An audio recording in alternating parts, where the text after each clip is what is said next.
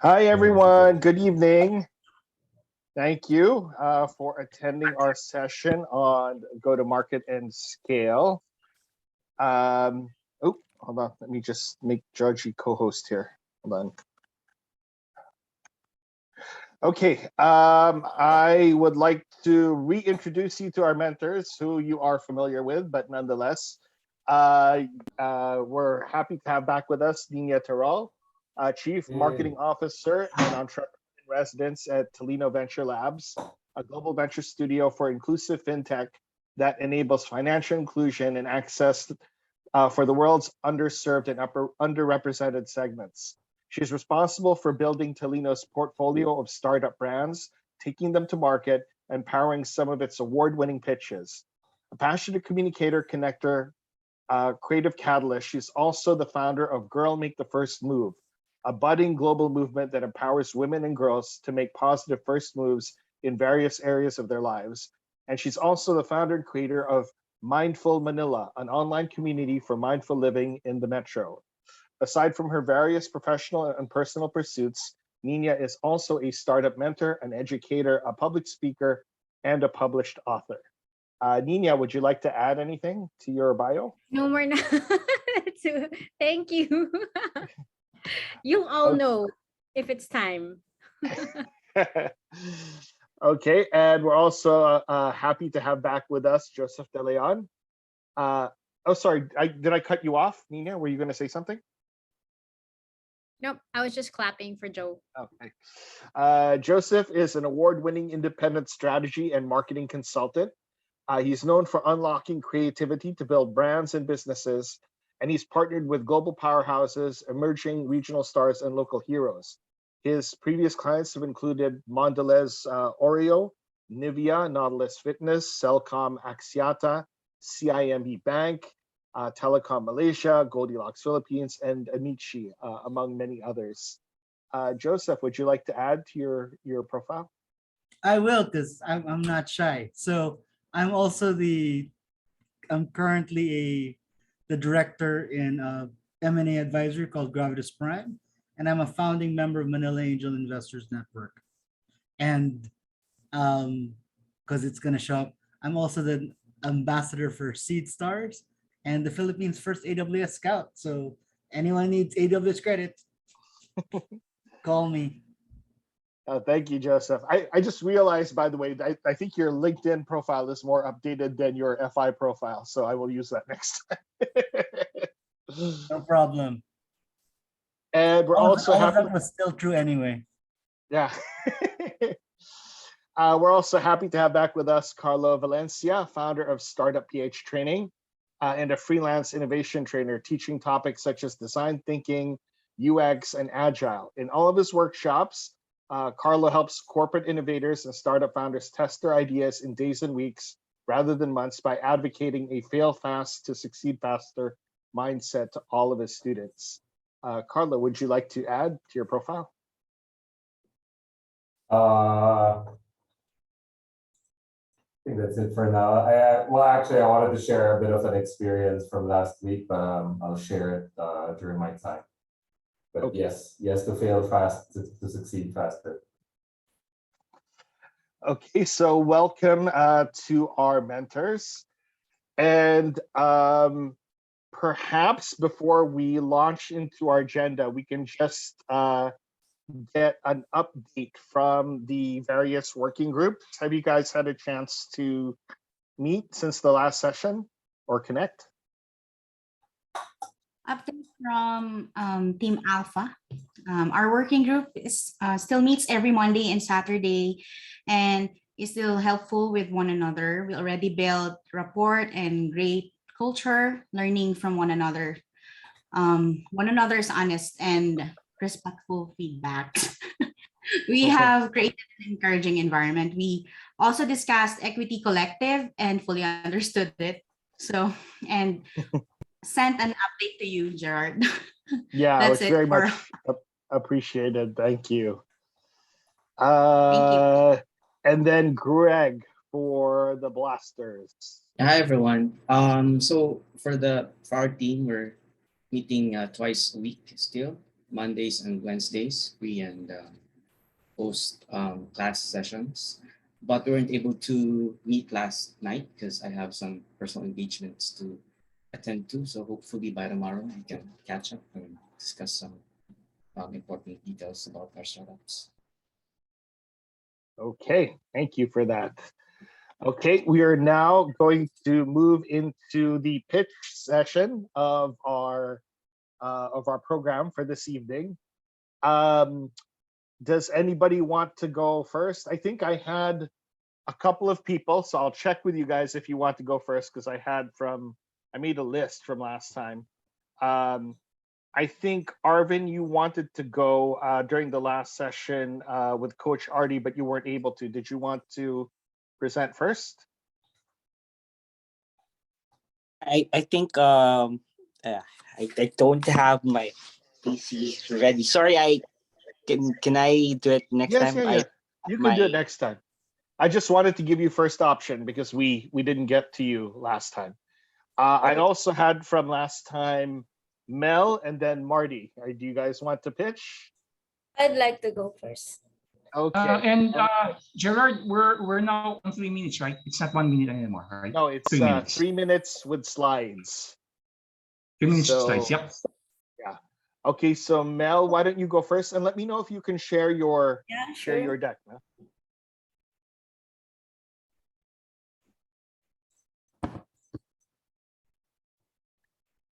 Okay. Yes, you can see.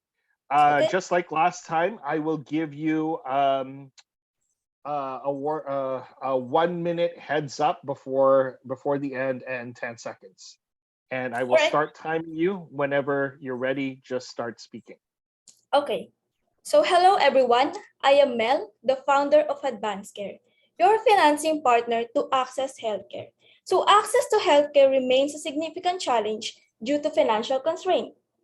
Every year, 1.5 families are pushed to poverty due to healthcare expenditure. In 2020 data, 44% or 400 billion was covered through out-of-pocket. I personally experienced out-of-pocket when I needed to go to therapy for my chronic insomnia. I have HMO and insurance, but my sleep doctor only accepts cash. That's why we've come up with a solution called Health Now, Pay Later. We are riding on a wave of buy now, pay later. Therefore, families have a high chance to access healthcare. So how does it work? Advanced Care has a borrower-friendly process from online application to credit assessment up to disbursement and collections. So our target market is in a bracket between lower and upper income, including those with insurance and HMOs. So based on a given data, we could initially explore 8% of the huge total out-of-pocket. So in 5 years, we can reach 32 billion by increasing the realistic onboarded customers. So we will acquire customers by web sales, direct sales, outbound channel, pilot customers, and strategic partnerships. So currently, we are in talks with Blend PH and Medocare. So Blend for lending license and automation process. We already talked to the CEO and managing director of Blend as well as the heads of different team earlier this morning. So we could also offer Medocare alongside Health Now, Pay Later. This partnership would create awareness and credibility of our team. So our competitive advantages are simple, fast processing duration, lower pricing, and no early repayment. So Advanced Care, the mode of Advanced Care are patent and regulatory advantages, as well as network effects, strategic partnerships with hospitals, telemed, and telehealth. So we could generate revenue by a processing fee, interest rate, and monthly late payment. We are currently focusing on building the MVP, talking to pilot customers, and establishing strategic partnership. So our team is a passionate people with a combined 7 years of experience in startup lending. I have a strong background in underwriting, risk assessment, anti-money laundering, and compliance. My co-founder has a wide knowledge and experience in acquisition and retention of customers and partners. So currently, my brother is the acting CTO in helping us build the MVP. So currently, we are still actively looking for a CTO and advisors. So join us in building an impactful solution to help people access healthcare. Thank you. And that's 3 minutes. Well done. Thank you. Okay, Nina, can I ask you first, since you're a girl, to make the first move?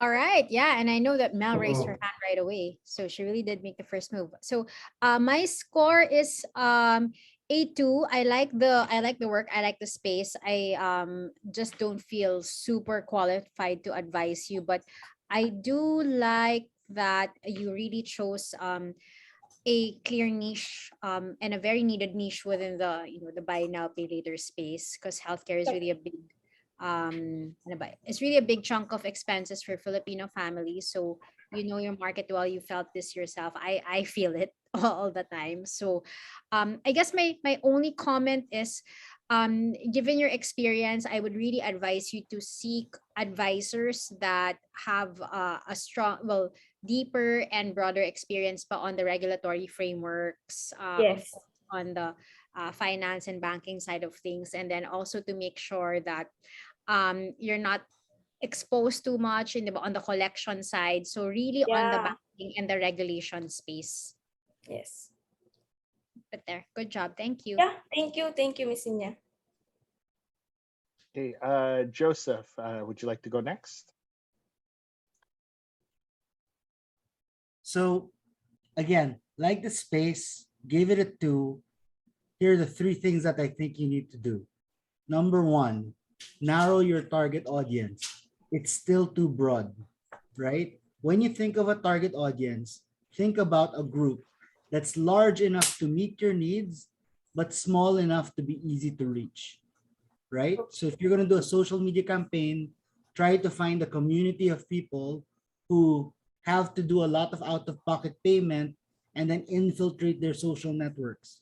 Because if you're trying to reach everybody, it's hard to upsell to your partners. It's hard to upsell to your investors. It's hard to upsell to other customers, right? So try to be number 1 in any one space first. Does that make sense, Mel? Yeah. And then the other critical thing that you have to do is don't be shy about your brother. Remove the fucking cartoon. Sorry, remove the blessed cartoon and put his real face, because you're He's the scaring one. me. Sorry, as an he's the one investor. who's shy. He doesn't want to Yeah, give well, his that's too bad. picture. If Put he's his too real shy, you name. should take him out, actually, You because have to he's put gonna his drag you real down. name and then like, Yep. suck it up, Buttercup. Because the thing is, if you're putting a cartoon, then we as investors can't take you seriously, right? Okay. Then the other thing you have to look at is who's covering your float, right? So if you've got your float covered, if you have a specific target market, I'm working with a startup out of Malaysia and the Philippines that's trying to build community and, is happy to do a revenue share partnership deal in terms of helping find audiences in that space, right? But it has to be specific, right? To help you Actually, qualify. okay. Thank you for that. Actually, that's what we're trying to do with Blend. So I talked to them earlier, the CEO and managing director. So they also very interested in advanced care. So they would like to help us like in acquisition. So they have already borrowers who has um, they already evaluated borrowers that could help us in acquisition. Yeah, because you've picked a good niche. And I think that's why everyone's like happy to listen to you, right? But it's about once you've picked the niche, how do you conquer it, right? So looking forward to seeing where this goes. Happy to have more conversations about this Okay. with you. All right. Thank you, Sir Joseph. Just Okay. Joseph, no one knighted me. You don't work for me. I'm just Joseph or JD. Okay. Thanks, Mel. Okay. Okay, thank you, Joseph. Carlo, you up next if you Yep. don't mind. Mel, have you validated? Sorry. Have you validated? The your idea? Yes, yes. So you've lent money to people? Oh, not yet. We talked What to did you do to almost validate? we talked to 72 people, and then 70 people, and then 52 out of people would like to avail the products. And they are also those Okay. in a bracket of target So yeah, so market. you have 50, right?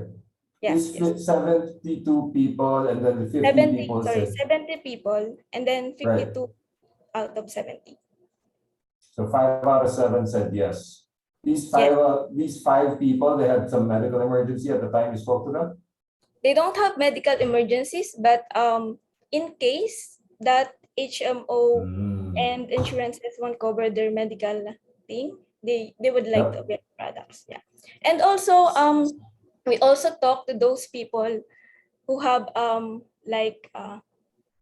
those people who have medical conditions like depressions.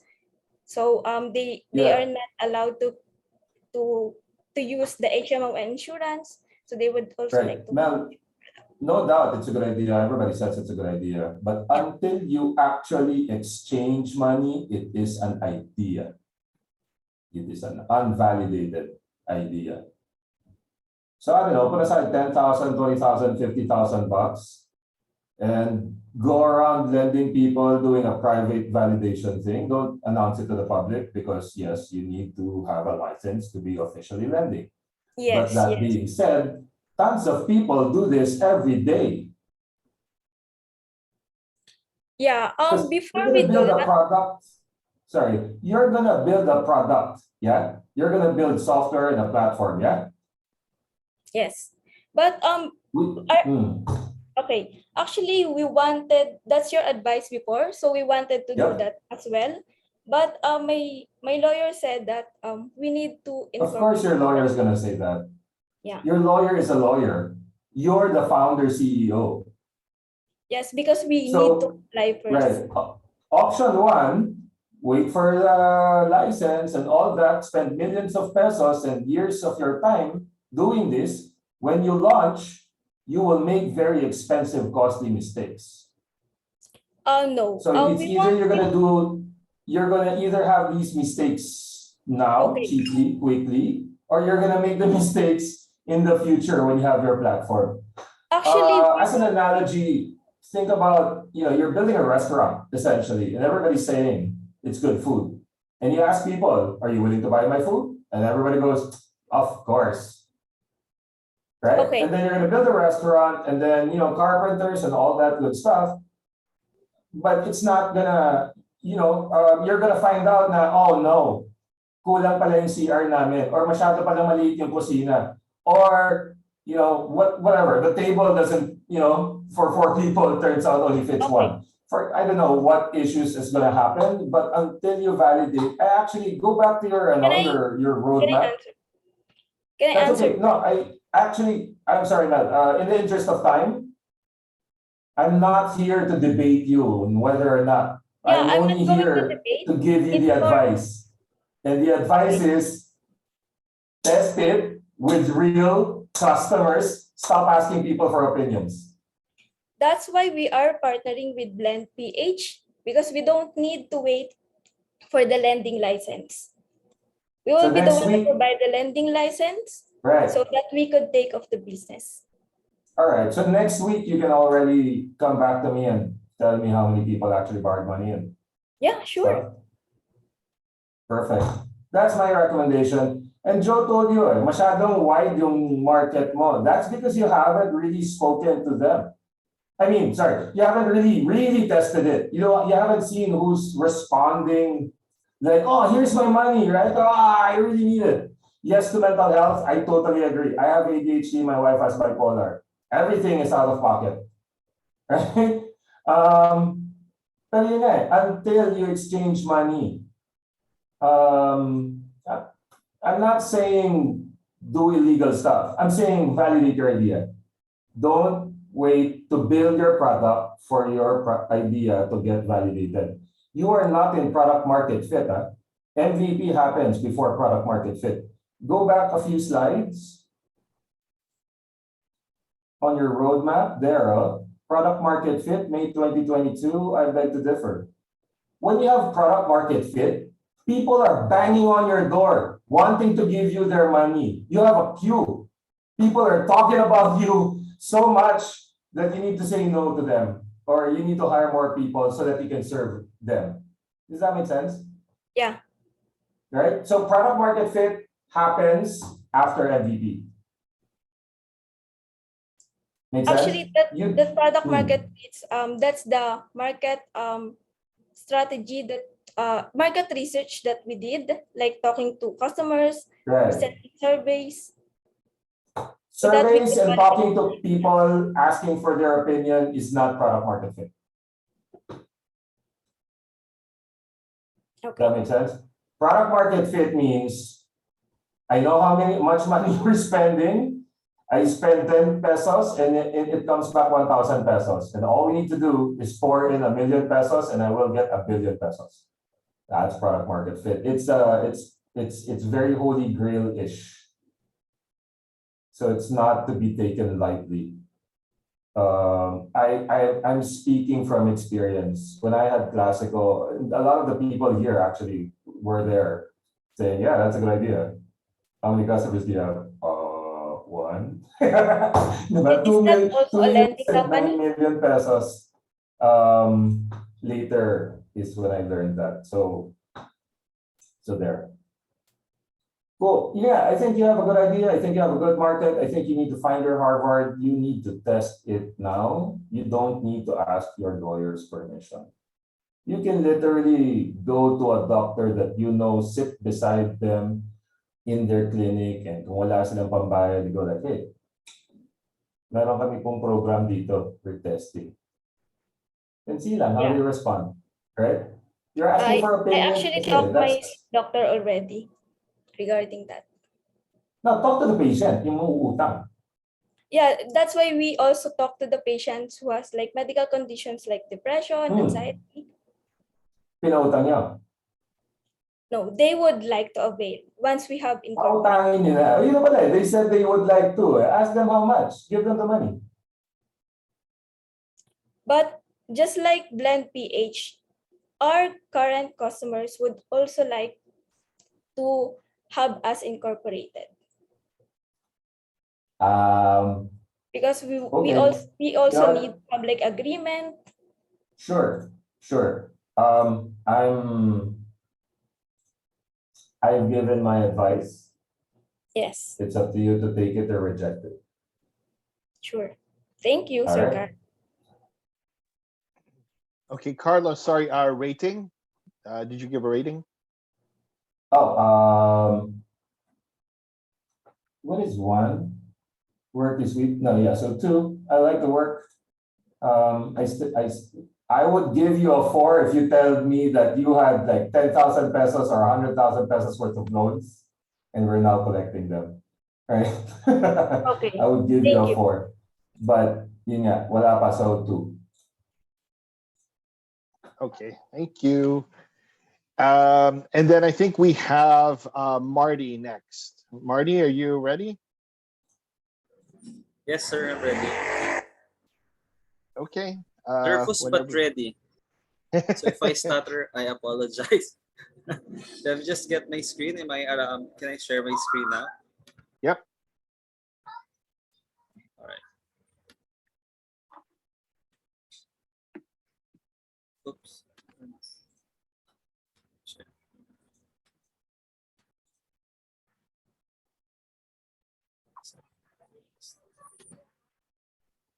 All right.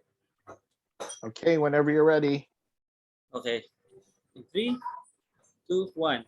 Hi, my name is Marty. I own an education agency helping people study abroad. We're one of the biggest. We've sent over 5,000 students study overseas in 10 years. But I saw another opportunity to address another problem. The biggest problem are people who inquire and end up with a do-it-yourself application. 30%, that's our number. They pretend to be interested with your services, but they really just want free information. So why do they do this? There's no resource dedicated to help DIYers. Nobody serves them, and nobody realizes how big this thing is becoming. Our solution is to help DIYers get fast college acceptance and get a higher visa approval rate. Through our digital consultations, students get the same results as if they talk to a live consultant.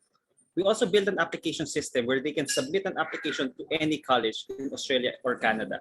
We also have a social media community with visa experts on board. Oh, did I mention? Each user gets $500 just by using us to apply to any college. So here's some trivia. International education is a $200 billion industry per year and is estimated to double by 2030. Last year, 50,000 Filipinos studied overseas, mostly going to Australia and Canada. And we only want around 500 of those people. It's a very big market. But how can we offer our services for free? First, through commissions. We earn 20 to 30% from the schools. And it's an average commission of about $4,000 per client. We charge fees for optional services like visa processing and study plans. And we also charge the schools if they want to be part of the matching results and if they want to advertise. Our unfair advantage is years and years of services within our existing team. I have also built a lot of connections with colleges and universities overseas. And lastly, our digital consulting feature is something that does not exist anywhere else. Our customer acquisition is very easy. First, just capitalizing on our own DIY pipeline. Next is to build a sub-agent network to grow our reach. And of course, activities like digital marketing and seminars. I'm the founder. I'm joined by my wife, who is the CFO, and my team from our existing company also helps with day-to-day operations. Financial projection is $840,000, half of it coming from new business and half of it coming from existing DIYers. Our ask is $500,000 US. It will be spent to expand our business by introducing new destinations and by operating in other countries. And of course, by developing the next phase of the business, which are the agency logins. The web app is actually live now at studydiy.ph. You can check it out and see how convenient it is to apply overseas. Okay. Thank you. Okay, that is 3 minutes. So Niña first. Yeah, thanks so much, Marty. I'm gonna check this out. I wish I were still in the hunt for education, but I gave it a 4 because I like the fact that you're jumping off an existing business. You already know your target market. You already have data, and you did see that opportunity from that 30%. Of course, I'm iffy lang about whether or not the platform will really work, what will set it apart, especially or what will make it sticky, given that it's going to be the first of its kind or something like that. So but I do like the space. I see the value. I think it's also great timing. In practically every conversation, you're hearing of people talking about studying abroad, immigrating, etc. So I think you're also coming in at a good time. So yeah, that's my 4. Thank you. Thank you, Niña. Joseph, next. Before I give you a grade, Marty, I've got one question for you. What problem are you solving better than anyone else in the country right now? Well, for this, one thing that people don't see is that the number of DIYers are growing and growing, and nobody's serving them. So basically, a lot of these people are going direct to the schools, and the schools don't want to process direct applications. So that's an opportunity. What's the problem that you're solving for either the DIYers or the school? Oh, access to information for DIYers, for sure. So they don't have any access to information because if they want to use an agency, you'll have to pay first to get information on what course to take, how to get your visa, and all these things. They don't have access to be able to apply, and so that's what we're trying to solve. We're not trying to solve. We're just we're just automating something that's already has demand. Got it. And then you make money from commissions from the school. Yes. Got it. So I mentored another startup globally called Study Free, and they actually won Seed Stars a few years ago. And it's a great model, right? So I do like the business. I think the key thing that you want to do. So I'm I'm hedging, and I'd like to give you. I'll give you a 4, because you're farther along than everyone else in the you've got something that's live and real, right? So you can build it and fix it, right? What I think you want to amplify is being more precise about the problem you solve, because basically what you're talking about is table stakes, right? So let me give you another analogy, right? So there's a bunch of startups that are in the space of that want to globally that want to be in the space of helping blue collar workers find jobs through social networks. I've seen like maybe half a dozen all over the world, right? But there's one startup that I met in Myanmar or Cambodia, right? And they nailed it 5 years ago. They figured out that that's the situation we're trying to work in. But here's the problem we're trying to solve, that even though people qualify for the interview or qualify for the job, they bloody don't show up, right? So these guys identified ghosting 5 years ago before it became on trend, right? And so they were able to, with that insight, talk to the potential employers and guarantee that if you get a job or an interview, then you'll get an advance on your pay so that you won't skip work, right? Because they found out what's happening is the people who got the job didn't have the money to go to work and were too embarrassed. So they just not show up, right? So it's a problem that people didn't see. So what you're talking about is great, but you're only looking at the shallow level of the problem. And I'm sure you've actually dove deeper, but if you want to win more money and win more customers, be more precise about your powerful insight. Does that make sense, Marty? Yes, sir. I think I have an answer to your question.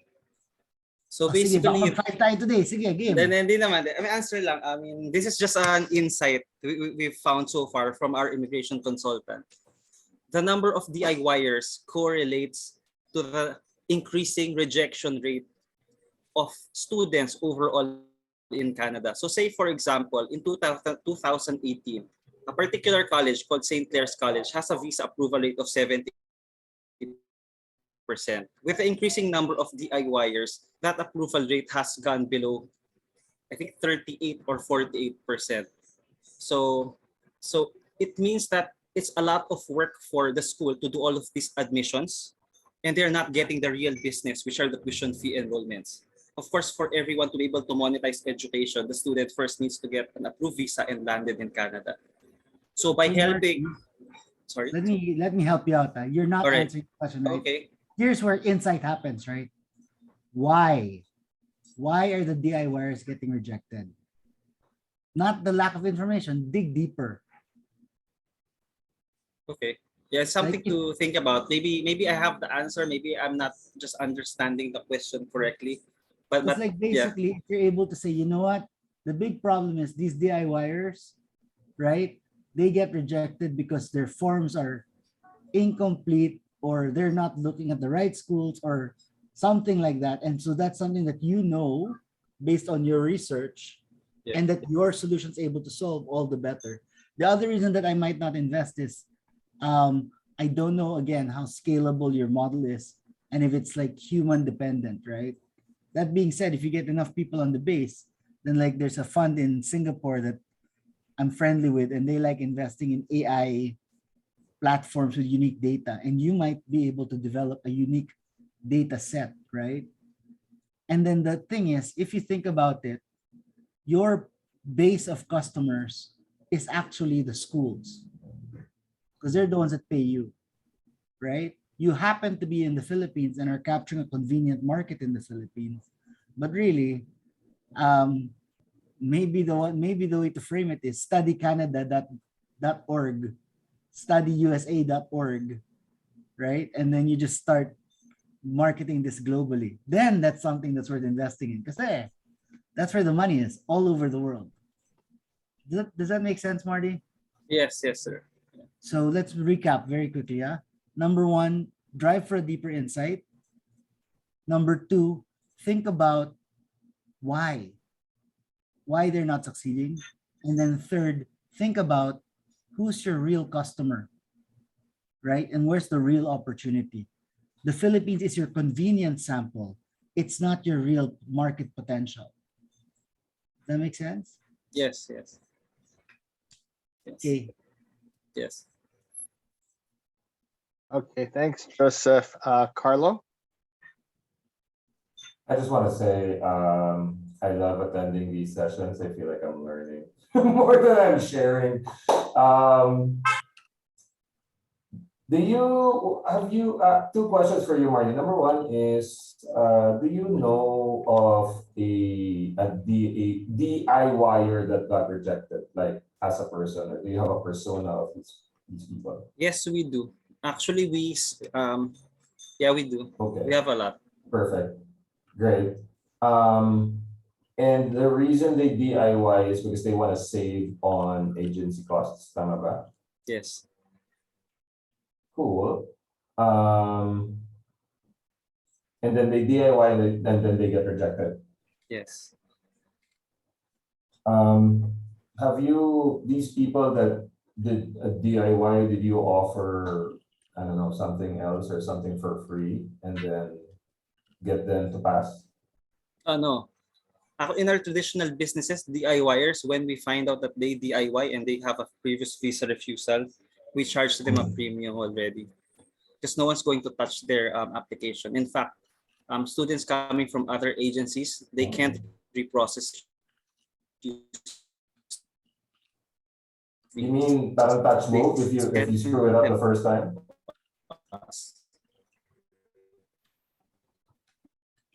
Sorry, I lost you there. The Philippines, they don't have an immigration consultant. Hello? Hello?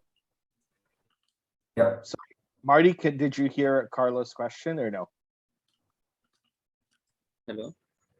Yeah, Marty, sure. can you Can hear you us? please repeat the question? I'm sorry. Hello? Yeah, I can hear sorry. you. Hello? So the DIYers, if I understand what you said initially, if they get rejected, it's very difficult to apply again.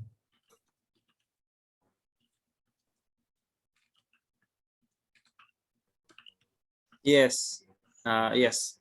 One of them know what to fix. Right. Okay.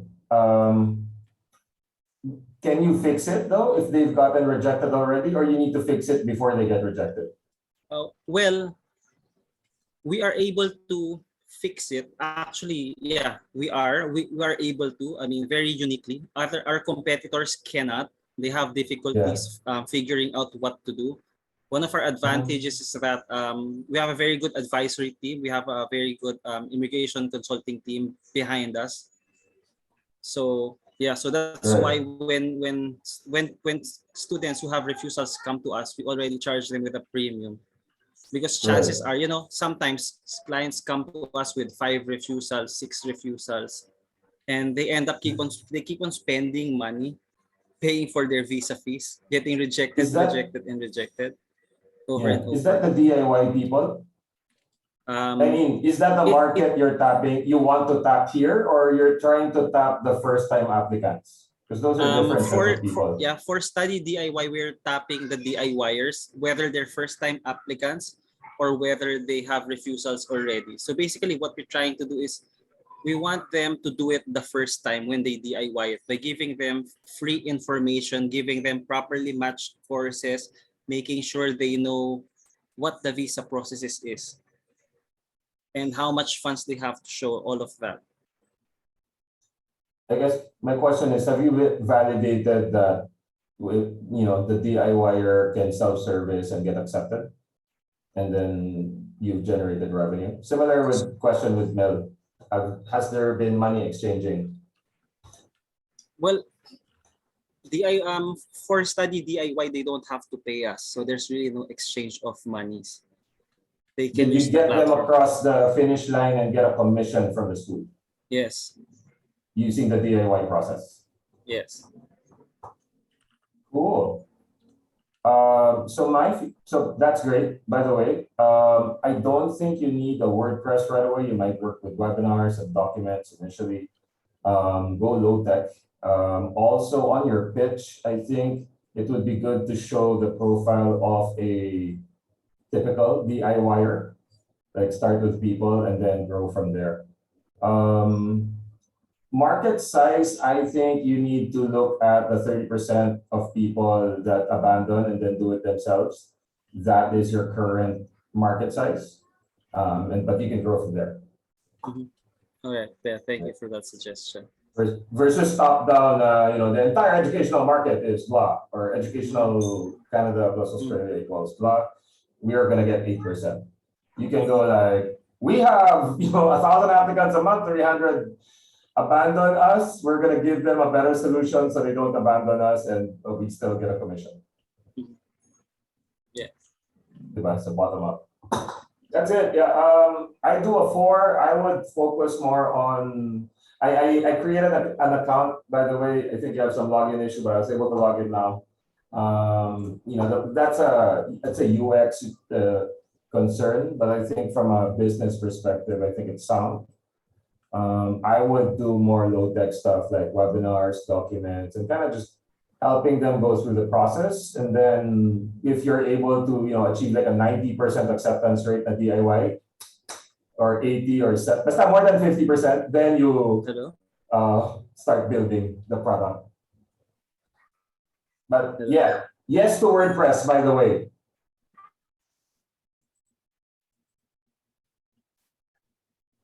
Okay, thank you, Carlo.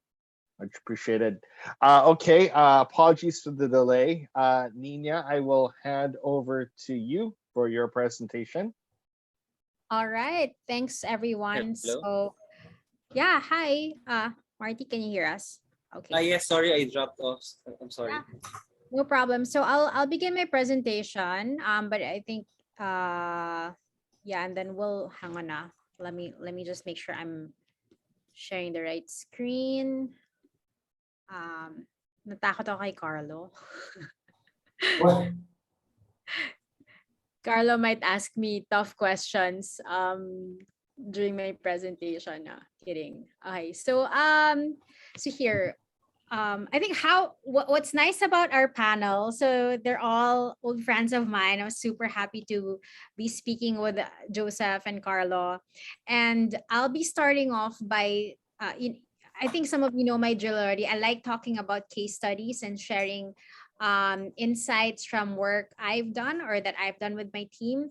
And then Joseph and Carlo can go on to the more geeky side of things. So think of your own pitches and then stuff I share, and then put the theories and frameworks that Joseph and Carlo will show to work, or juxtapose them with what you'll be hearing. So I'll talk about going to the right market, right? So Carlo talked a lot about, are you have you validated? Are you sure you're hitting the right market? So we talked about that during your pitches. So I'll just share 2 examples of very, very different markets, how we approached that, and how we went to market in those territories and in those markets, and then what we've learned so far. So going to market is really a science and an art. So of course, you want to make sure that you have the right beachhead market, as Joseph also said, right? Start small enough that you can conquer it, but large enough that there really is a market and there really is a business, and that it's scalable. And again, there can be both a science and an art to it, but you really have to know your market really well. Of course, you want to make sure that when you launch, you're launching with the right features. Again, understanding the needs of your market. What is the pain point, as the 2 gentlemen have pointed out, but what are you starting off with? Because there isn't a second, you don't have a second chance to make a first impression. So when you launch with a feature or by your MVP, you want to make sure that you're launching the right thing to the right market, even in a very small way. Of course, you have to talk about the right message and the right mediums. Not everything should be done through digital ads or social media. So again, you have to think of where's your customer, what's their day like, where are they most receptive to these types of messages. And I'll show you again examples. You want to be able to work with the right partners.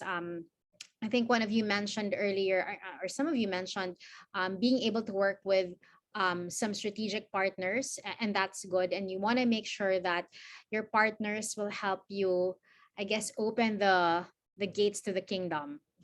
And of course, right timing. There is also such a thing as, being too ahead of your time, or moving too fast. So again, science and art and everything can really be, I guess, mastered with small experiments. Carlo talks about validation, and really just understanding the space you're in. So let me share. This is one of my favorite examples from 2021.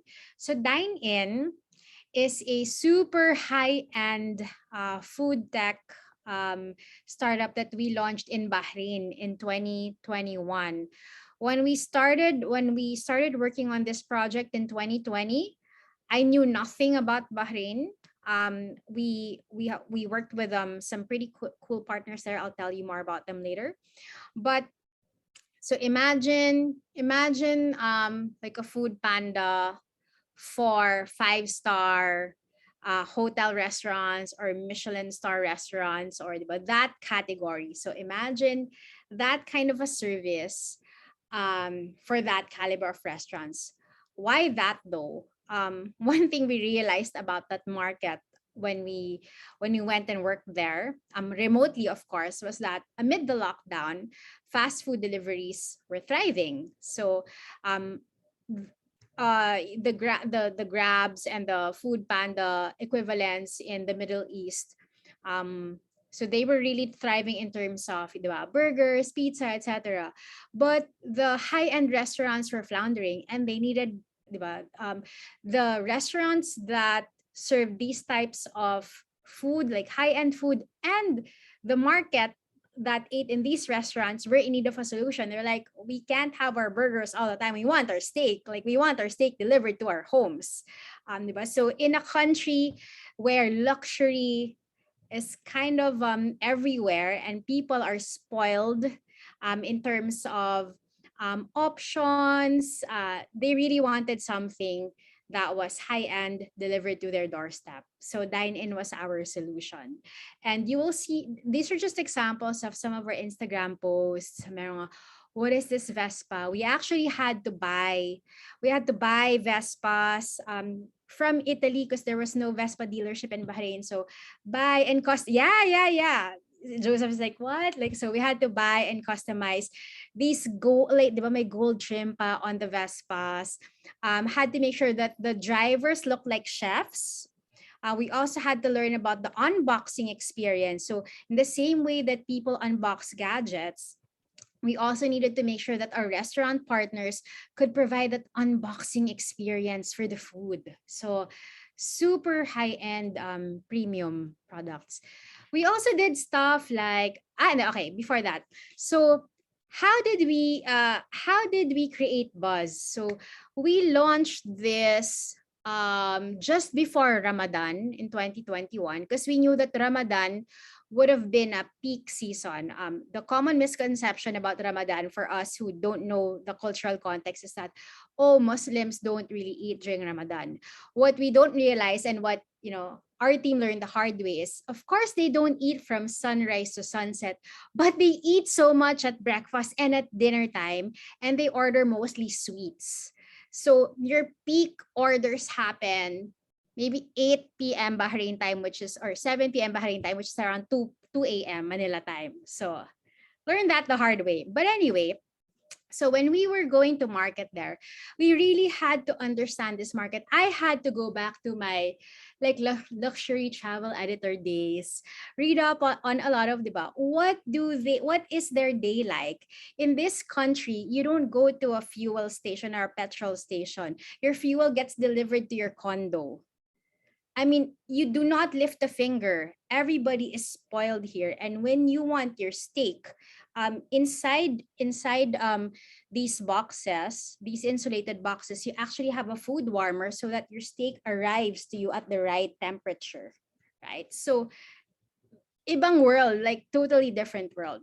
But when we went to market, we had these Vespas and our driver chefs zipping about. And Bahrain is a small country. It's got about 1.6 million people. And we were partnered with a hospitality group owned by one of the members of the royal family. So we had access to that market and those restaurants. So we had these little Vespas zipping around. And the insight behind it was that there were no Vespas in Bahrain. So when you see a black and gold Vespa, people are thinking, oh my gosh, there's a Vespa. What is that? That's why the line there was, what is this Vespa? So it elicited curiosity and excitement. And people were taking Instagram stories like, what's this Vespa doing here? And then there was the reveal that this is a 5-star food delivery service partnered with some of the top restaurants in Bahrain that you've missed because you're in lockdown. You can't go out. So let the steaks and the sushis and all that come to you in style. So that was one thing we did to enter that market, and I'll share more insights pa later. Another thing we did, and this is just like some snippets of some of our Instagram posts. We really had to understand, going in, we had to really break down, okay, who are the target market segments here. So there's a segment that's kind of like royalty, or in fact royalty in that part of the world. So they have a specific taste. There is a segment that's an expat. Plenty expats in Bahrain. So we had to also understand who are they, what are they like, where did they study? They're likely British educated, so these are their tastes, etc. But interesting thing was this when we launched this was also around the same time that they were announcing the Friends reunion. And for some reason, we figured between the team and our partner restaurants, like people were talking about the Friends reunion. So we said, okay, since everybody seems to be talking about the Friends reunion, we actually came up with a campaign where so the dine in, written in the Friends logo, fashion, I'll be there for you, right? Meaning I'll be there for you, of course, is the song, but also upon on when you have your cravings and while you're watching the show or maybe going through Friends season marathons, then here's the food for you. We actually even came up with different recommendations, like, oh, this is something that Joey would love, Monica would love, Phoebe would love. So capitalizing on the craze around Friends. This in the middle, binge watch. So of course it's also play on Baywatch, realizing that we're hitting a particular demographic of people who watched shows during a particular era. This was done when the government announced a lockdown and all restaurants had to be closed again. So we're like, okay, and this was in the middle of a season when people typically wanted to head out. But since there was going to be a lockdown, we said, okay, we'll give you your food and show pairing. You're going to be binge watching anyway. So we might as well give you recommendations of what to eat, right, from our partner restaurants as you binge watch. And so stuff like that. We also had to understand the significance of, for example, Eid, right? Whether it's Eid al-Adha or Eid al-Fitr, and what people order during the time. Again, the significance of Ramadan, how important sweets and desserts are to this market, hence the different types of materials.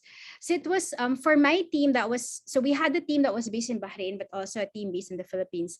It was really a cultural, I guess, virtual cultural immersion. We couldn't travel, but we had to do all the research, all the interviews, all the insighting, and just a lot of really, I guess, virtual bonding with our Bahrain team to understand what the market needed. But here are some things that we learned. So again, the background is it's a 5-star food delivery service for Michelin type restaurants in Bahrain.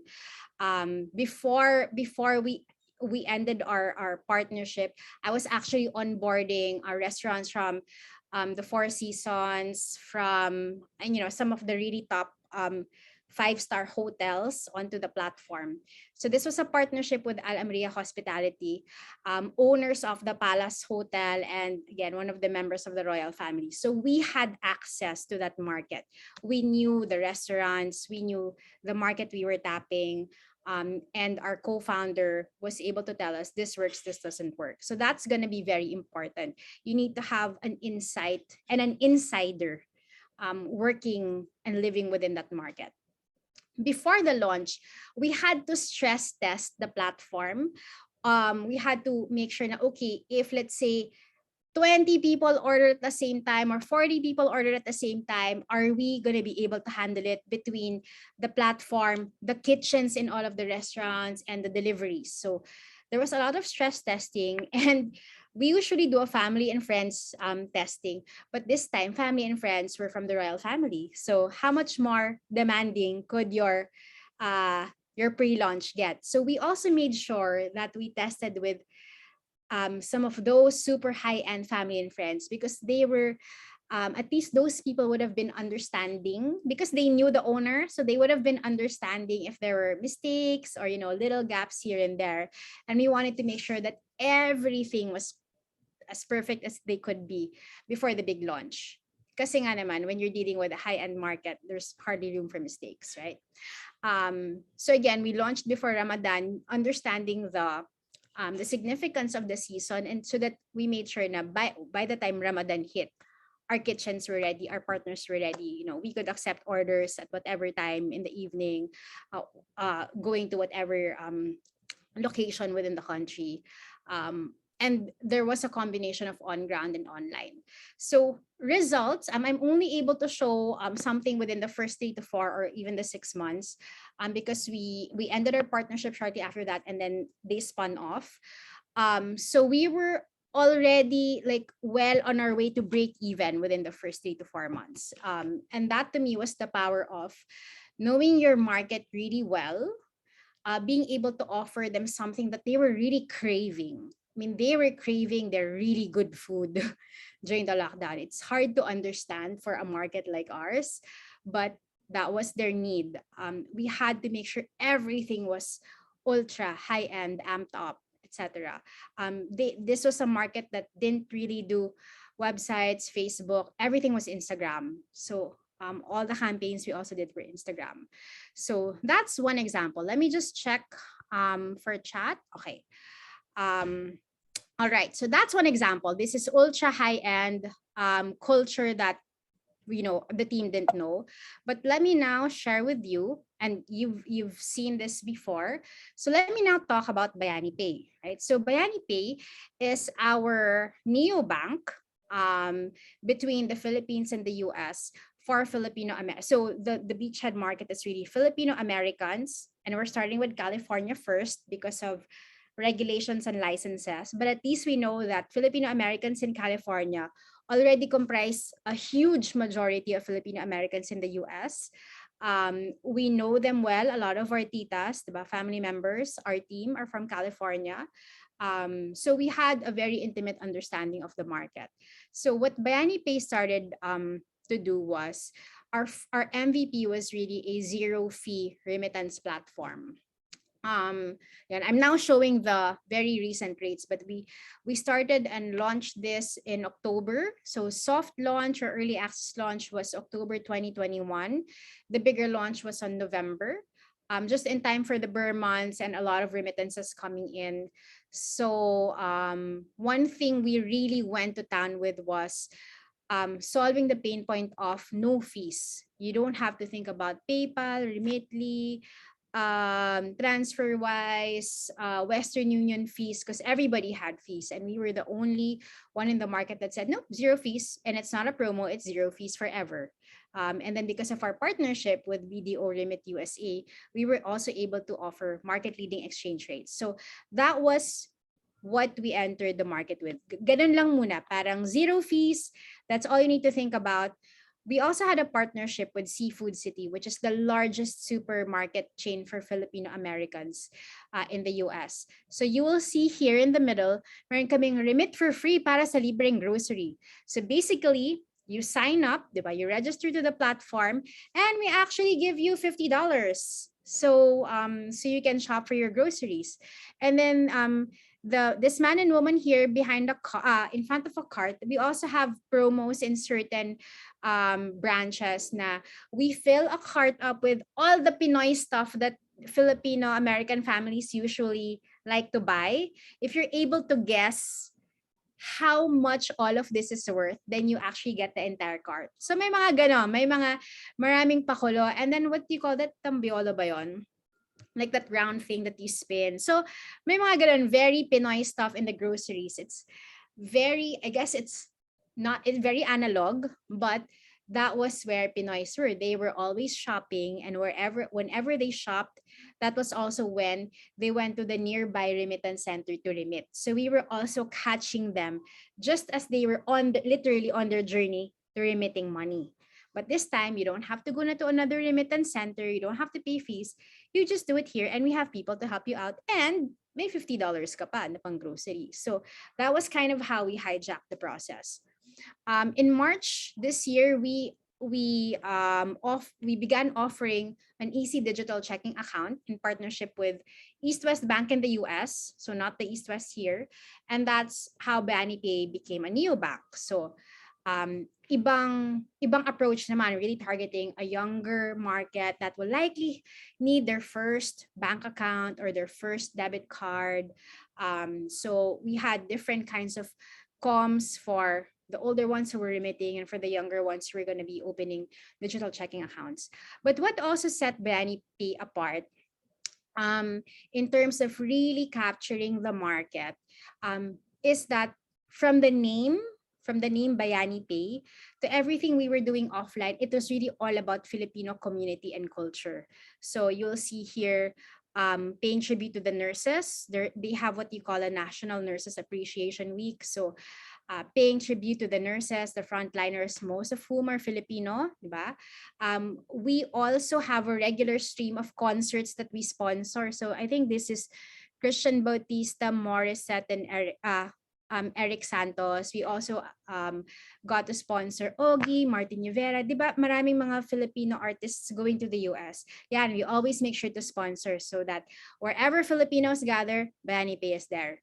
Very recently, because of the talk of high prices, high fuel prices, and the need to be more aggressive with our customer acquisition without spending it too much on ads, or non-traditional or without going through very traditional advertising. So we said, okay, using the same concept as yung earlier, we gave $50 away for libreng grocery. Ito, let's give $50 away for your tank. Kasi apparently $50 could fill half your tank. And this was launched during a season when summer na, people were taking more vacations. So okay, let's give you $50 for your tank whenever you apply for an easy digital checking account. So those were some of the methods that we use, no? But some very quick lessons. So what really helped Bayani Pay was the focus on Filipino American market first, and then we will tackle the other immigrant American segments later on. Very clear, because we knew it's a sizable population. They also actually earn higher than the median American household. We had really good partnerships with the bank, diba? Your retail chain, which is where the Filipinos gather, and Asian Journal, which is a large publication. So for the early access, again, stress testing your systems, but we also made sure now, okay, let's do the early access launch where the market is. They don't have to come to us, we go to them. And when you go to a seafood city that's red and white, and then suddenly you see purples and blues, then diba, there's also a visual cue that there's something happening here. We launched during the Burr months, which was also where we were able to capture higher remittance volumes at the onset. And as mentioned, on ground, we're always all about Filipino community. So wherever Filipino Americans are gathered, you will likely see Bayani Pay there. So people come to expect, na okay, dito si Bayani Pay, it's really a part of the community and you earn trust. And then digital ads and a lot of other creative executions online. Our results, we've been able to already successfully remit over $3 million within the first few months. It's gonna get aggressive this year, especially in the run up to the Mer months. But some major lessons learned lang. So my fellow panelists have also mentioned this. You have to know your target really, really, really well. And even if you're not from that market, in the case of us and Bahrainis ordering steak through delivery, you just have to find ways to really understand them and know what they're about as best as you can. It's also important to partner with thought leaders and influencers with insider access to the market. So that's important when you think about your partnerships. Test out your mini campaigns, and Carlos said validate, but also when you're at the point that, okay, I validated, I know my product, I know my MVP, before you launch, test out different kinds of campaigns. We actually killed a lot of campaigns in the process of going to market with these two. So your first few ideas will not be your best. Stress test your systems to determine the maximum capacity of your tech, your marketing, your customer support. Like Carlos said, diba, you don't want to find out later on na, ay, hanggang dito pala yung kaya natin. Diba? So in our case, how many transactions at a time can you really go without something wrong happening? Or how many calls can you handle on the customer support side? Without people waiting too long in a queue. So stuff like that you won't think about right away, but you have to actually start thinking about. And you have to be creative and resourceful with your customer acquisition campaigns. For one of our startups, we actually were able to acquire 1,000 customers in a month by partnering with a research firm that allowed us to get first-party data about our market. Tapos as a carrot, okay, then, you can sign up for this particular platform. So there are creative ways to do it without spending too much on advertising. And really understanding the culture, the context, the insight will help you lower costs. It's not always about creative campaigns or advertising, but it's really about knowing what they need, when they need it, and then being able to capture it at the right timing. So that's pretty much it for me. I shall turn it over now to, will there be time for Q&A or on to the Yes, gentleman? there's time for Q&A. All right. Okay, thank you, Nina. Okay, founders, any questions for Nina about her presentation? As our previous mentors have said, make sure that you take advantage of this opportunity to really ask your questions and learn from Nina's experience.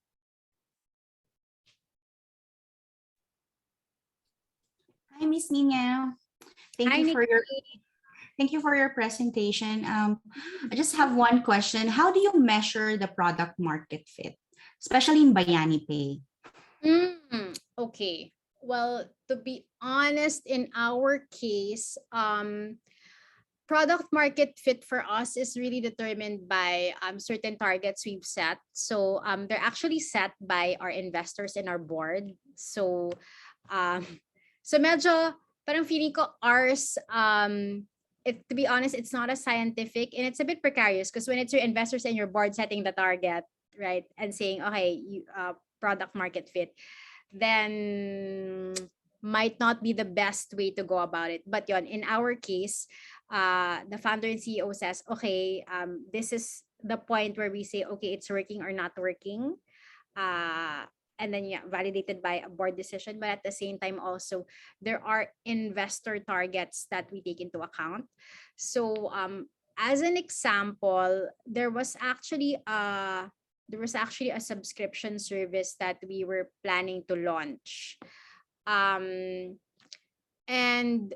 we had done some research, so similar to some of you, we had done some research, some surveys na, okay, a subscription model seems to work. We had run the numbers. Okay, it seems to be a good way to achieve profitability. So maraming models. But when we started actually offering it, so again, in like early access campaigns, we could see that okay, there were no takers. People couldn't understand what we were really offering. And then eventually it took just about, fail fast, learn fast. It took just about a few weeks. Then the board said, you know what, kill it. We're not gonna spend more money on this anymore. Diba? I mean, sometimes yun yung harsh reality. Your board tells you, all right, that's it, pull the plug, we move on. Because we were okay. One way also was we were keeping tabs on our customer acquisition cost. When it was already showing us that we were spending too much for too long and not getting the customers that we needed, then okay, cut the loss, diba? Tama na. Move on to something else. So it was really the economics that determined it. Thank you so much, Miss Nina. Okay, thank you. Okay, for Ed, for rewards-based campaigns, how do you set the limits? Like, know how much signups you can handle to avoid over budgeting. Similarly, then it's really all about customer acquisition costs. So we also weigh na, okay, if we were to, based on our historicals, if we were to spend X amount on ads, how much? So let's say, okay, spend this much on ads. How much do we typically get? Diba? How much more can we afford to spend versus when we run certain rewards-based campaigns, and of course you test them out in smaller batches first. How much do we end up spending? What's the customer acquisition cost? And if we can see na, okay, it makes sense to run this reward-based campaign versus spend this much on ads, then we go that route. So for us, it's almost always based on customer acquisition cost. I'm not sure if that's the best practice, but for us and our bosses, that's the primary measure. Okay, for Arvin, how much or what percentage of your budget should be allotted to marketing campaigns, and for how long should you run a campaign before saying it should be continued or stopped? Depends on your targets, but typically advertising would comprise about 10 to 15% of your budget. Again, it depends on the resources you have available. So yeah, about 10 to 15%. Tapos there are also industry benchmarks for what your customer acquisition cost could or should be based on the industry you're in. How long should you run a campaign before saying it should be continued or stopped? I guess in our case, we don't really, if it's not working, we don't let it run for more than 3 weeks. Parang we won't even, go a whole month. Kasi kung first 2 weeks pa lang tagilid na, we're like, okay, there's something wrong here, right? I mean, there might be something wrong, whether it's the messaging or the timing. So you pull it out, go back to the drawing board, see what can be done better. But some successful campaigns, if we know that it's really working, then we let it run a little bit longer. I hope that answered the question. So again, for in my experience, there hasn't really been a hard and fast rule. It really depends on the season, also the season, the offer, the demographic. So you'll have to run a lot of small experiments to be able to find out your baselines and your own benchmarks. Niña, you also have one question here from Carlo. How did you decide which campaigns and ideas to run with versus not? Okay. Again, okay. Some, plenty of debates. Well, some were subjective, to be very honest. So some were subjective na, okay, either the leaders feel strongly about a particular campaign, but even if they feel strongly about a particular campaign, we always A/B test. So there are always going to be options. And then there's some of us na matigas ulo na, sige, we'll try this out anyway, diba? Ask forgiveness before you ask, or parang ask forgiveness instead of asking for permission. So sometimes the boss says, I want this, diba? Kami hindi. The team feels maybe based on insight or data na this is the way to go. So you test, and then after a couple of weeks, you see, oh, sige, what's working better? Okay, then who wins? So yeah, Joseph also put here the CAC by industry, so better benchmark against your industry as well. Yeah, so again, make sure that you have data. So it's important to validate, to run your small experiments, do your A/B testing of your campaigns, generate your own data about your own customer behavior and how your campaigns are going. But creativity and insight, those are things that you develop and you refine with experience. So that's where the art part comes in, diba? And it's also really listening to the market, seeing what works. Like for example, yung $50 oh my gosh. Basta naisip lang nila na, okay, let's give away $50. And then when it came time to, okay, what's the campaign? What do you just say, oh, free $50? And people were noticing everyone was talking about the high gas prices. And then summer was coming up, people were planning out their vacation. So sometimes it's that spark na everyone's talking about it. Why don't we address it, diba? $50. The visual says, it fills half your tank, and then it's, oh my gosh, it's very Pinoy tita joke, diba? So that worked for us. So it will really be a combination.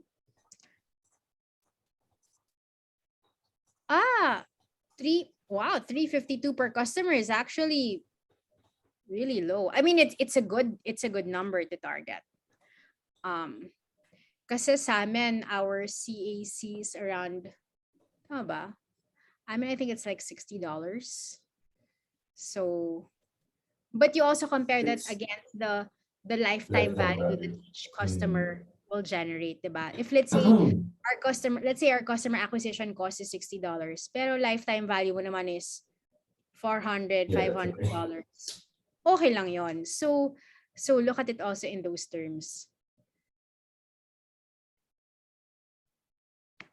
Okay, thank you, Nina. All right. Thank you for the Q&A. Thank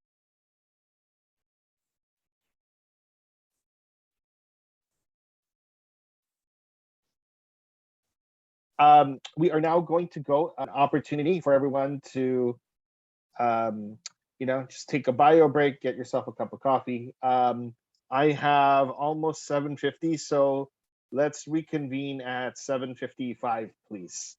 Okay? So thank you, Nina. Okay, 5-minute break, everyone.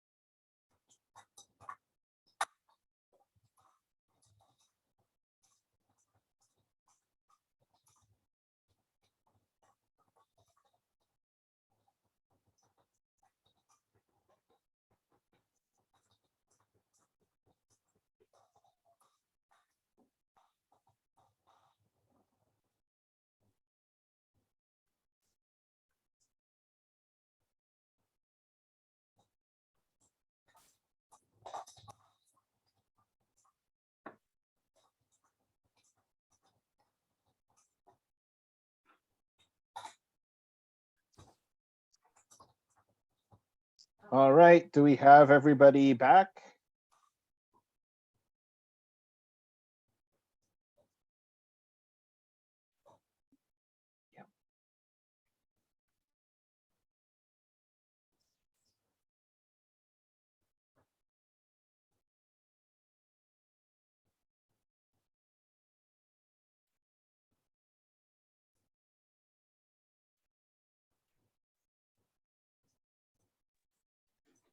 Okay. Do we have everybody back? Yeah. Yeah. Okay. Joseph, are you ready for your presentation? Always. Okay. In that case, I will turn over to you. Oh wait, not so always. Give me a sec. Let me find the presentation. I buried another Okay. shit out there. Hang on a sec. Always ready in 5 minutes. Yeah. So first lesson, kids. Under promise, over deliver. What? Follow what I say, not what I do. To There be it is. fair, Joseph is always ready. He just didn't tell you when.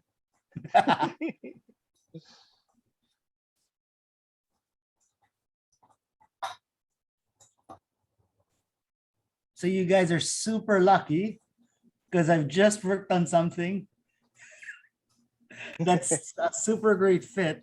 So I'm just gonna be eco-friendly and recycle the presentation, right? So just for context, this is something I developed for um, Seed Stars and Incubation Network project and the Prevent Waste Alliance. I'm working as the entrepreneur in residence for a single-use plastics challenge to help bring down the number of plastics being used in the F&B industry and through brilliant startups, right? So I'm helping these startups figure out how to go to market in the F&B industry. And they don't get to play with the Murillo level money, right? So they have to work on the cheap.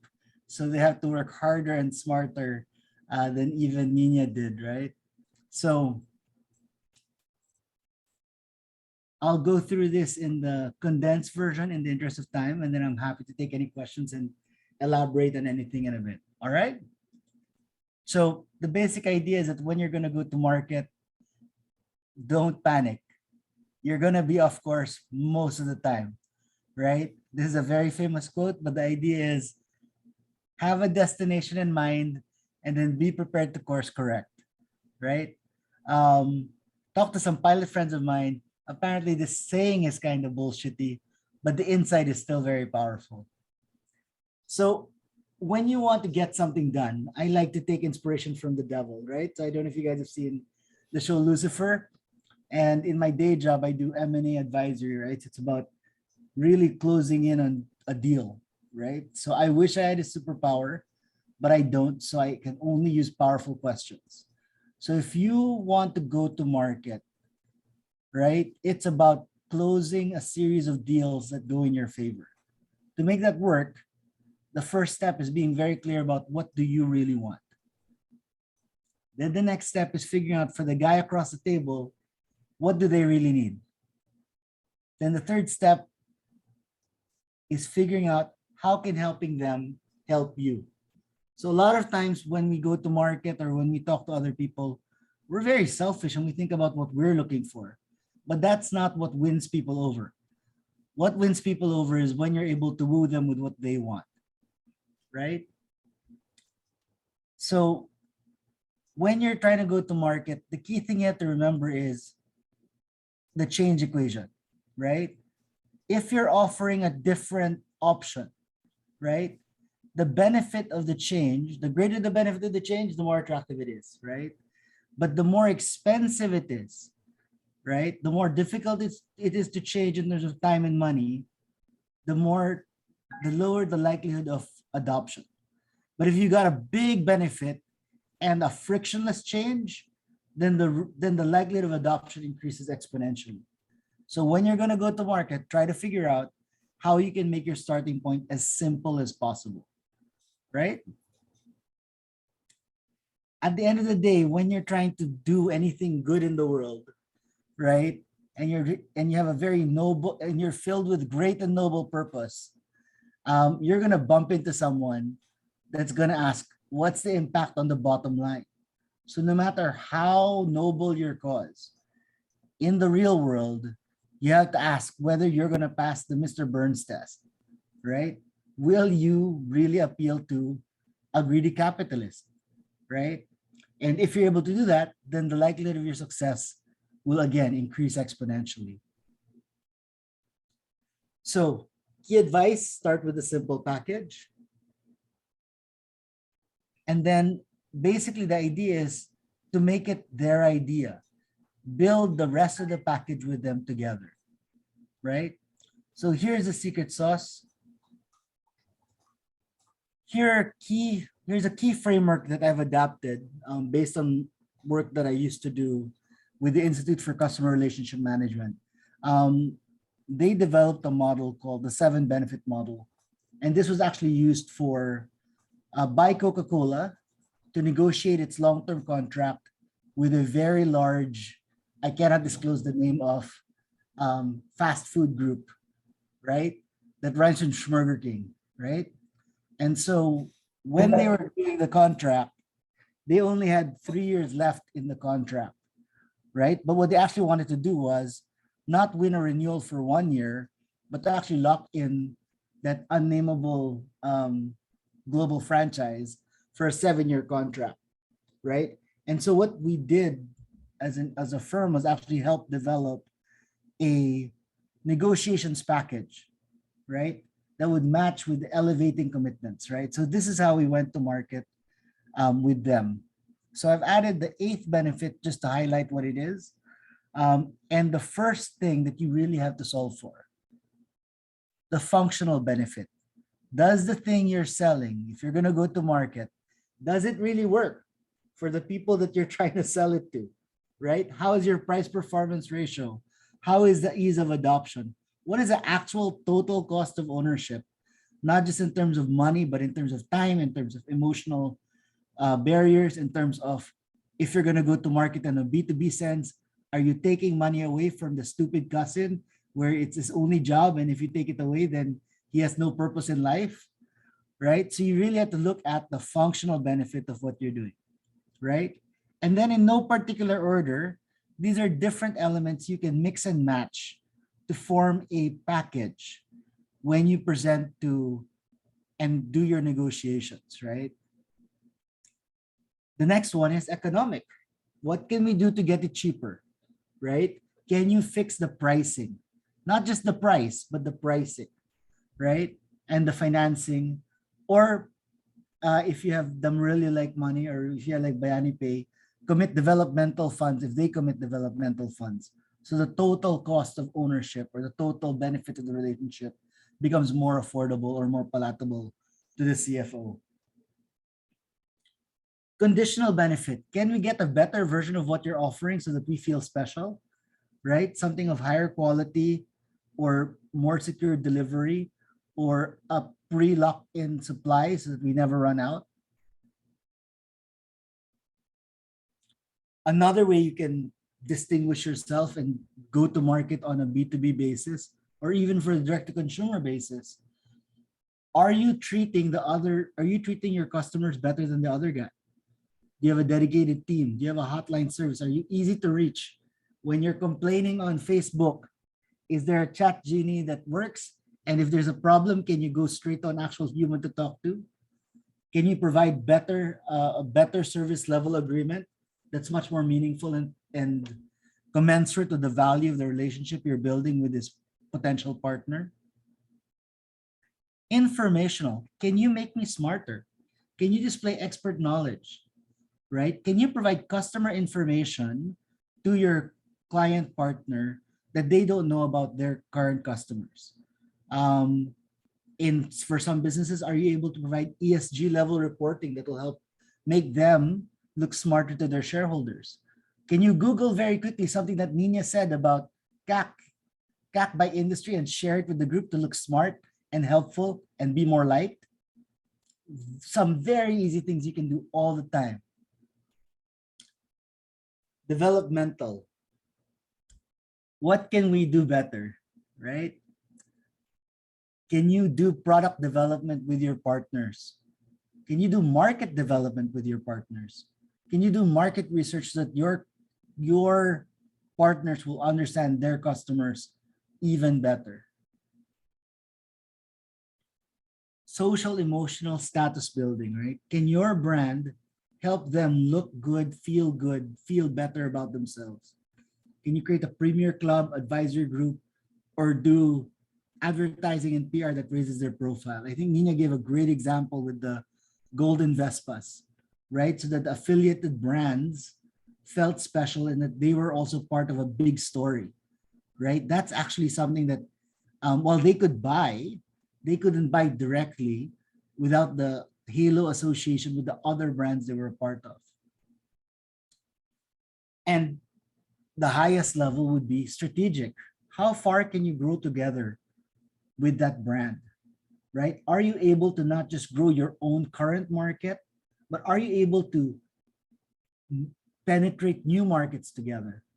Are you able to pivot your positioning and expand the meaning of your brand or elevate the meaning of your brand, right? So these are some key ideas and some key frameworks that hopefully when you start asking yourself opens up what you're doing.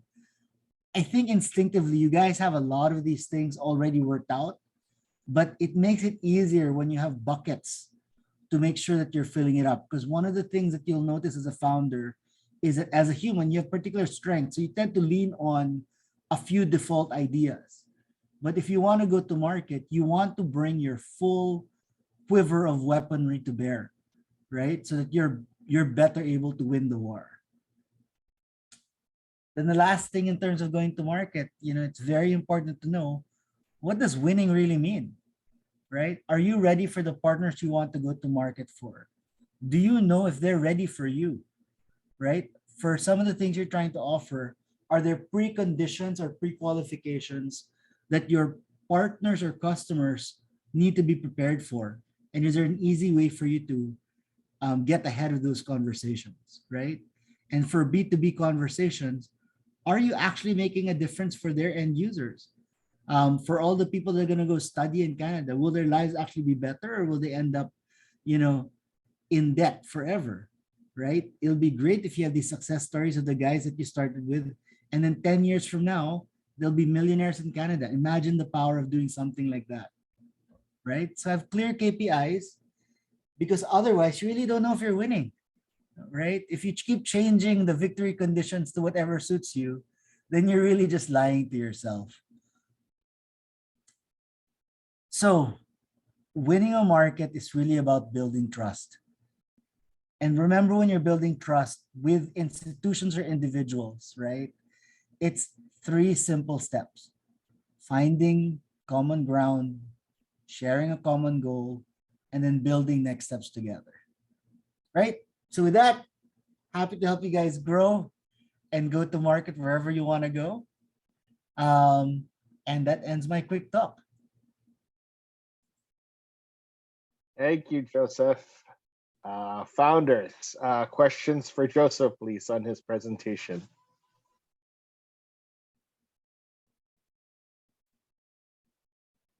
Nikki, is that a hi or is that a clap? I don't understand. I don't speak Zoom as well as I thought I did. It's a clap for you. Thank you for your presentation. I'm glad that it's worthy of applause. But more than your applause, I want your questions. Okay, if you don't ask questions, you will be volunteered.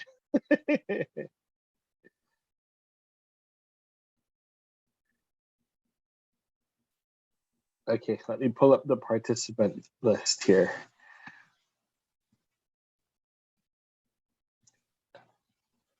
How about Ed? Ed, do you have questions for Joseph?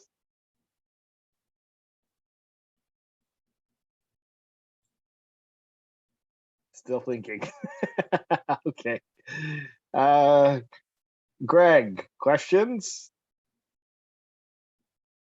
Can I tackle Nina's question first? Sure. So is there a good or bad measure of success? So yes, there are better and worse measures of success, right? So I have another deck and another slide in terms of determining and distinguishing the value of a strategy, right? So let me give you a strategy 101 in like a few easy steps, right? So what is strategy? Strategy is having a destination and a direction. You have to know where you want to go and how you want to get there, right? If you have a where to go and how to get there, then you have a strategy. If you only have a where to go, you have a pipe dream. If you only have a how to get there, you're spinning your wheels like a stupid hamster, right? You have to have velocity, right? Speed and direction in a particular place. So that's strategy. Now, if you're in a market with lots of competition, then it would be great if you have a differentiated strategy, right? Something that you're doing different and better than all the rest of your competition, right? So if you're doing something different or better than all your competition, then you have a distinctive strategy, right? But here's the bottom line, right? How do you know if you've got a good strategy or a bad strategy? Here's the test. The test is if your strategy helps you make decisions when you've got two great choices or two shitty choices. When your strategy helps you distinguish what to do in a good or bad situation, then you have a good or bad strategy. So back to Nina's question, right? How do you determine whether your metrics are good or bad, better or worse, right?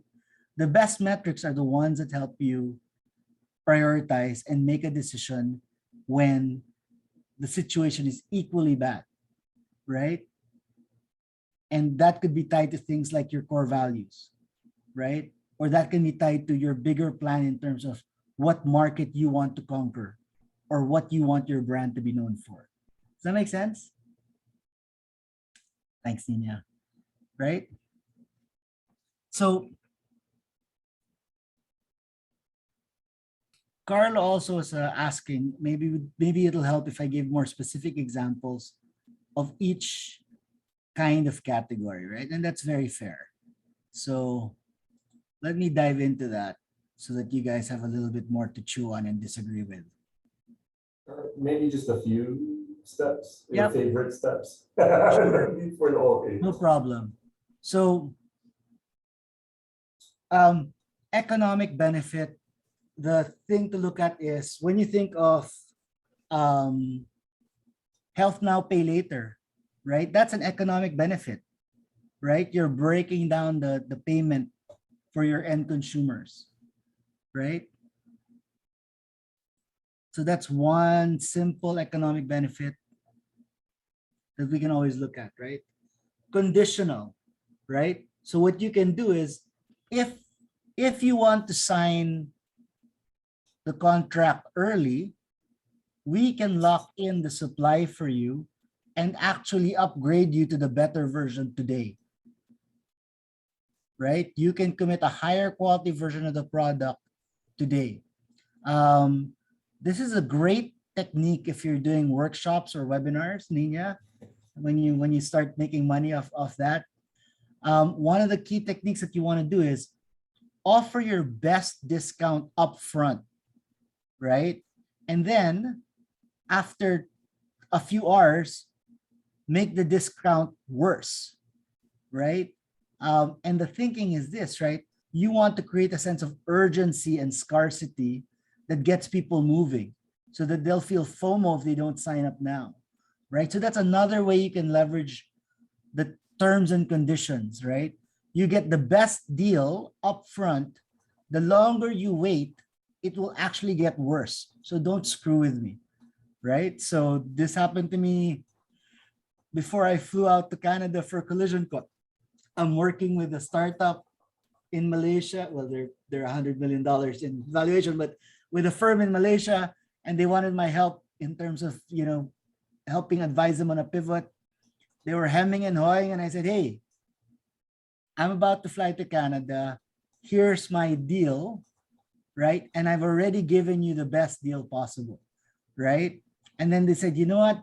Actually, we don't want to pay things up front. So what I did was I actually shifted the contract so that my acceptance fee was smaller, and then I added another 25%. So now if I do well, I'll make even more money. So after that, they sign, right? So that's a conditional benefit that you can leverage, right? From a service benefit, as I was working through that deal, basically what I told them is, hey, you know what, because I love working with you guys and I like the problem you're solving, I'm going to commit, an extra week up front to make sure we do this right. So on a consulting basis, that's easier. On a product or platform service level, what can you do to make that easier?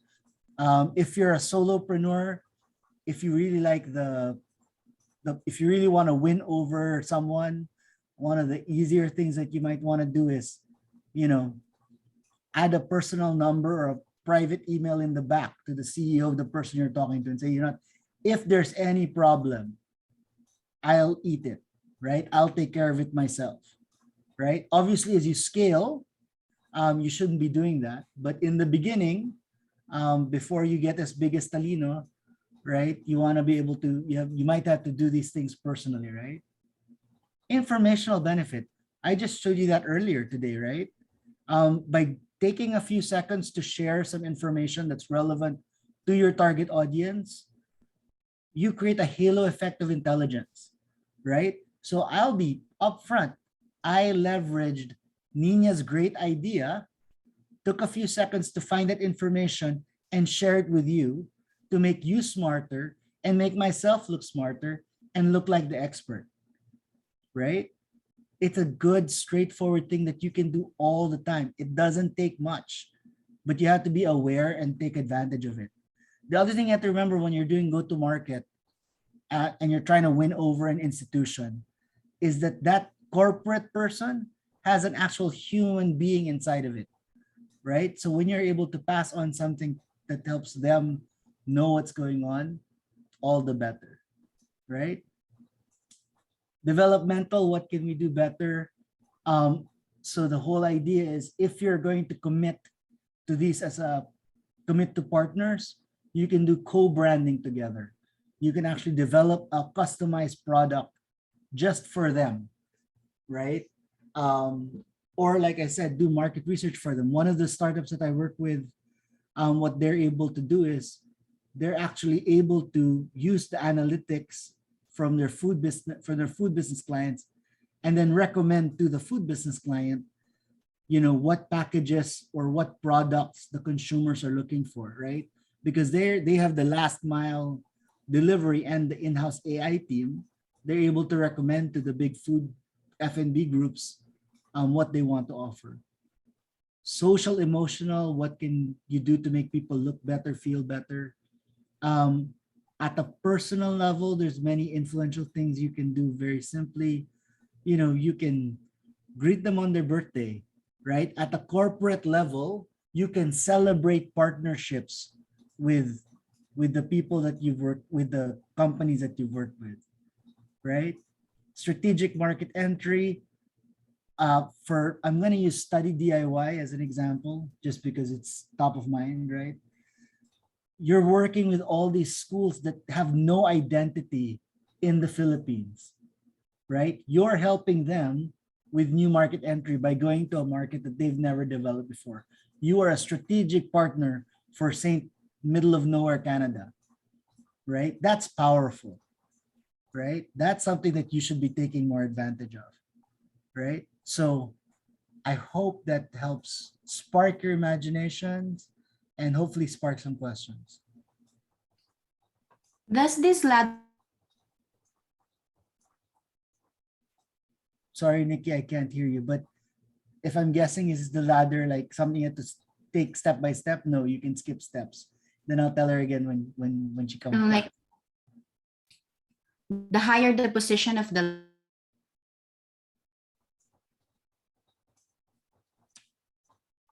can you combine all these benefits together? How many is ideal to combine?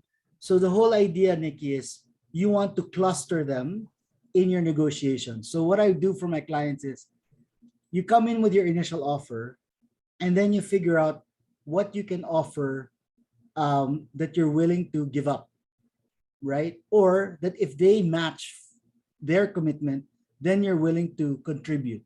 The way to factor it, Nikki, is think about what's easy for you to do and high value to them, right? And then you can start clustering them together, right?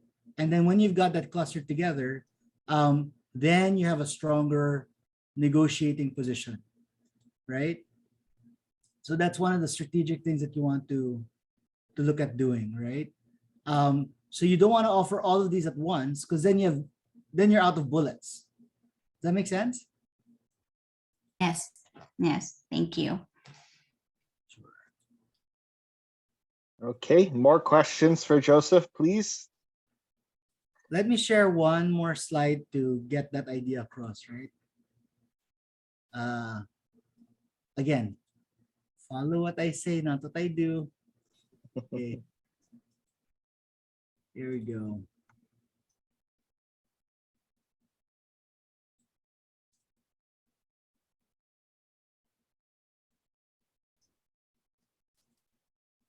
Hang on, it's not working. Try that again. Are you seeing the right slide? No. What do you guys see? What next? The what now, what next, what never. Okay, but is it a blank set of boxes or? No, it's got content in it. Ah, fakawi. Anyway, what we'll do is basically take you through this. Let me just zoom in on that, right? So basically what you want to do is take what we showed you earlier, right? And then build out all the crazy ideas that you can do, right? And then what you want to cluster is all the stuff that's easy for you and high value to the customer. Those are the things you lead with, so that if you win, they feel great and you're not breaking a sweat, right? Yeah. Then you think about all the ideas that are hard to do, right? Very complex, free to execute, but don't matter to the customer, right? Then forget about it, right? So what you need to do is have the operational discipline to say, you know what? I thought it was a good idea, but it's time to let it go. Just like I'm going to use Niña's example. They did the campaign, just because the boss said it was a great idea, maybe it's time to let it go, because after a month, it's not performing as well as the idea from someone at the bottom of the pyramid, right? Let it go, right? Then there's some stuff that, makes a lot of sense, but it's super expensive or really needs partnership with the clients to really get the information going. So those are things that you establish as a strategic commitment. If you want to have a long-term partnership and are willing to commit matching funds for this, let's go do this together. Let's build this for tomorrow together, right? And then the last part, because you're looking at 8 different pillars or ladders, what to work with, then the game to play is start bundling, right? Look for the diamonds in the dirt and see what ideas that if you put them together, become worthwhile, right? You can package the ideas together so that they become something more compelling for the customer, right? If they were easy to do anyway, right? If you start bundling them, then hopefully it shouldn't increase the complexity too much so that it becomes more high value. And then it moves from a diamond in the dirt, right, to something you can add as a do it now 2A level thing, right? So this is a simple 2x2 box matrix. Every consultant has one. This is my own. Well, this is the one that I use all the time, right? And you can do the same thing. Think about what's low complexity for you, high value to your customer, and then focus on those, right? Then the other thing you want to look at is what's even better if you want to have a distinctive strategy. Figure out what's low complexity for you, high value for your client, and hard for your competition to execute, right? Then that's where you find your strategic advantage, right? And then similarly, you can watch your competition and learn from them. What are they doing? And that seems super hard for you. And you can figure out what have they got that you've not got, that makes it easy for them to do what they're doing that you're not, right? Sometimes that just happens to be a VC with a deeper pocket and turns out they're losing money, right? Then you know, okay, maybe that's not the thing to copy, right? Does that help? Fantastic. Great. Thank you. Okay, thank you, Joseph. Guys, if you have more questions for Joseph, please feel free to put them in the chat. But to keep moving, we will turn over to Carlo for his presentation. Whenever you're ready, Carlo. Cool. Happy to report. I also have a 2x2 matrix later as part of my presentation.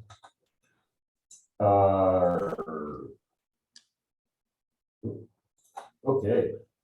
Hey everybody. I wanted to do this a little bit more interactive, and also as I guess to check in and find out your progress. But I'll lead with this. Scaling growth before having product market fit is the fastest way to build your startup. And I think Niña had a really good case studies on, this test things, try things out. Sometimes the boss is the one that makes the suggestion, so it might take a little bit more effort and resources to run to make sure that it works or doesn't work. By the way, it might also work. But the worst thing you can do if the boss tells you to do something is tell the boss, I don't think that's gonna work. Versus, yeah, let's do it. And then, boss, ideas out. Sorry, we're gonna move on. But nonetheless, make sure you're testing things. Quick question for the participants, and maybe let me know on the chat or. So I think everybody's run interviews here. Has everybody created personas for the interview? Let me know on the chat if essentially yes to personas or no, I haven't been able to do it yet. Can you let me know? Guys, have you developed personas for your MVPs? So persona, just to be explicitly clear, so this is me. In 2021, a little bit of demographics, goals, frustrations, values. Some don't have values and behaviors, they'll just have goals and frustrations. It doesn't have to be all of this, but a little bit of an image of the person working, fine graining. But you already have one, Ed, tama ba? Niña, have you also created one for yourself? Sorry, Nikki. Yes. Awesome. Marty, Greg, I think I asked Marty as well initially. Cool. Have you offered that solution with a price, and have you been able to get them to pay you? So participants are, founders, can you let me know who here, either tell me people have paid you for the service you're offering, or people have not paid you. So earlier, Mel and I were talking about, a lot of people are saying it's good, but and then I said, but you better go buy it. So almost there, but not quite, right? Not yet paying, but 2 letters of interest. Okay. How about the others?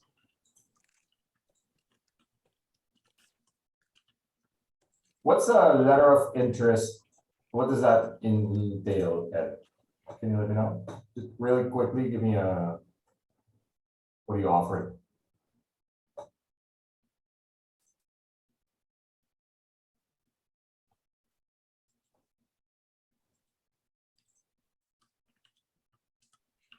Okay.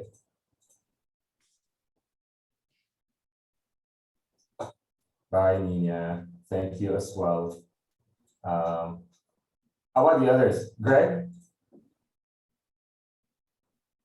So it's very important, by the way. I know Nikki and Greg, you Yes. have similar businesses in the past, or you have similar businesses ongoing now, but the startup idea you're proposing here or you're working on here is Yeah. different. We've already sold 2 properties for Very nice. for validation. Okay, Yes. fantastic. All right, sige, Ed, I'm not gonna, sige, we can discuss that later. Pero sige, letter of interest, how about the rest?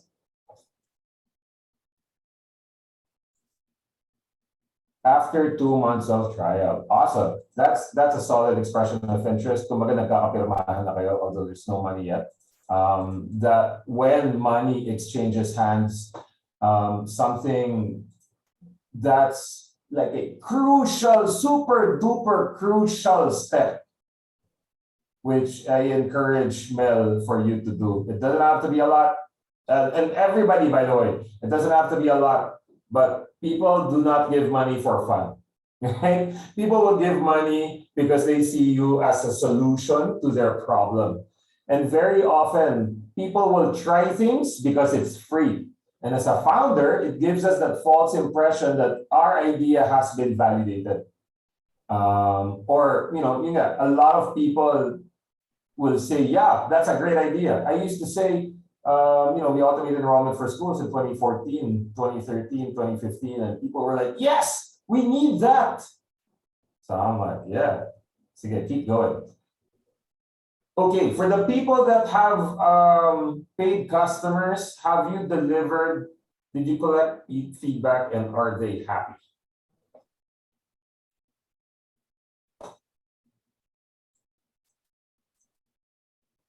Don't be shy. For the feedback, yeah, we got some feedback from from the buyers. They wanted us to actually build the MVP because for easier transactions. They wanted you to build the what?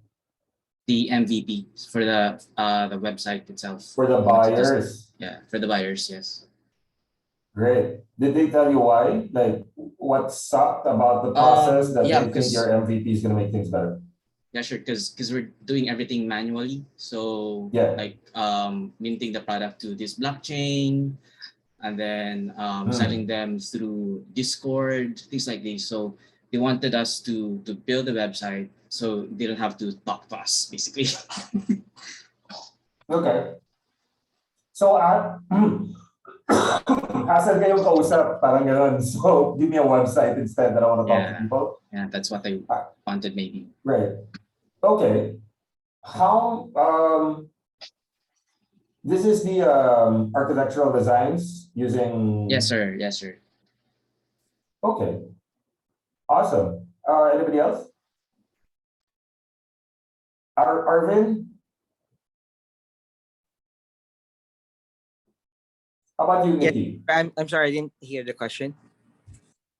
Have you made an offer? Have you delivered? Sorry, I know my mic sucks. I promise next week I will have better audio. Have you delivered your service? Sorry, have you offered to people your service with a price? Have they given you money? And have you delivered on what you said you're going to deliver? And have they provided you feedback? Yes, we launched last year selling items on Instagram, and we asked those customers who bought from us their experience and what are their suggestions. So yes, we did all that.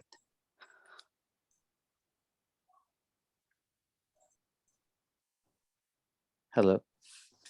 Yep, sorry about that. Is my audio better? Yes, or we can hear. Yeah, I can hear you. Great. Sorry about that. So you made an offer on Instagram. People started buying? Yes. And those who bought those items, we send them surveys like where do they get to know us, and then what's their take on the items that they bought, and the suggestions that they would like to us give us to improve our service. And we also have just recently run a survey for those customers that who have bought from us last year that have not bought yet, and just to know like where they stand. Is it because the service is not good or the quality is not good, or is it because or for whatever reasons they're not buying from us anymore? And we have that all in recorded. Fantastic. What is the number one complaint that you've been getting, or what's the complaint that really stuck to you? Like, really? I did not know. Is it? Well, not really a complaint, but how would you say that? It's just that for most of, I'm sorry. Issue or concern or challenge? Yes, because those that we asked that for the reason why they did not buy again from us, it's because they don't have the budget, or perhaps because like their spend for like clothing for a year would be just as much, and they don't need a lot of clothes. So and it's not like every month they need new clothes. So that's why they're saying that we don't have a new budget for it. We might as well just perhaps wait a couple of months before we buy another item from you. So and some of the clients that we asked also is looking for other celebrities items that we currently don't have. Ayoko si Christine Bernardo, gusto ko si Carla Abellana. Parang ganun. Yes. Well, not ayaw, not really saying ayaw nila doon sa isa, but they're looking for. Right. Okay. Yeah. Yeah. Great. Good job. Thank you. These other things, defining yourself versus your customers, versus your competitors, establishing a revenue model or a pricing strategy, also the customer journey. This is something ideally you already have, but if you don't have, don't feel too bad about it yet. Nikki, I'm very curious, how is your marketplace? Have creatives been able to create and sell through? Hi, Carlo. We already started showing them our prototype, and 49 of them said that they will pay $35 for that. So, but of course, we don't have MVP yet. Our app is actually, we really need the MVP before we can accept payment, because they have tool set for it. It's not just a marketplace. Yeah. So, right. Tell them we're launching in October or August or September. But if you sign that's up, our crowdfunding. $20. That's our crowdfunding campaign. Right. What I mean is, you can launch now, you can collect now, because that's the ultimate test. Okay. Right? And then offer a big discount. If it's $35 a month, or is it a one-time fee? It's $35 a month. Great. Tell them it's 20, or to the point that these are sellers selling more than 1,000 planners a month, 1,000 pieces or units. Right. And then most of them would want not to pay upfront, so they're choosing the 6% commission. Interesting. Okay. So they're already making sales, and they're willing to put their product in your website platform, and then you charge them 6%. Yes. Okay. So you're confident that you're able to sell the products of creatives to other people? Yes, because it's actually a problem right now. Like what I've said before, that it's a fragmented market, and it's not easy to use the products, what they're selling. Right. So if they have the tool set, it will be easier for their customers, and that's what they want. So, yeah. Okay. have the same response as I had with Mel, so to save us time, I'm not gonna say it again. But until you have paying customers, it's very difficult. And the reason why I'm asking you guys that is because go-to-market and growth is something you do once you validated your key assumptions. Sorry, go ahead, Nikki. You said a while ago with Mel's presentation that product market fit goes after MVP. I still don't have MVP. So yes. So, but first problem solution, and even before that, idea validation. Right? And ultimate validation is really people giving you money for the thing that you're offering. So you could potentially sell these products of the other creatives, right? They're existing products already and that they've been sold. So your key assumption is that you can help them sell more, correct? So do that without the platform. Can you do that? The problem there is I'm just adding another problem for them because marketplaces are already existing. So if I do that, I'm just creating another problem for them. That's why they're waiting on the tool set. That's why I just have to get commitments from them. Have they signed? And that's what I'm doing right now. Yes, they already have. I already have their commitments with me. Very nice. All right, that's a really good step, right? Is getting people to sign. That's like at least morally or legally, they have, they're already making that commitment.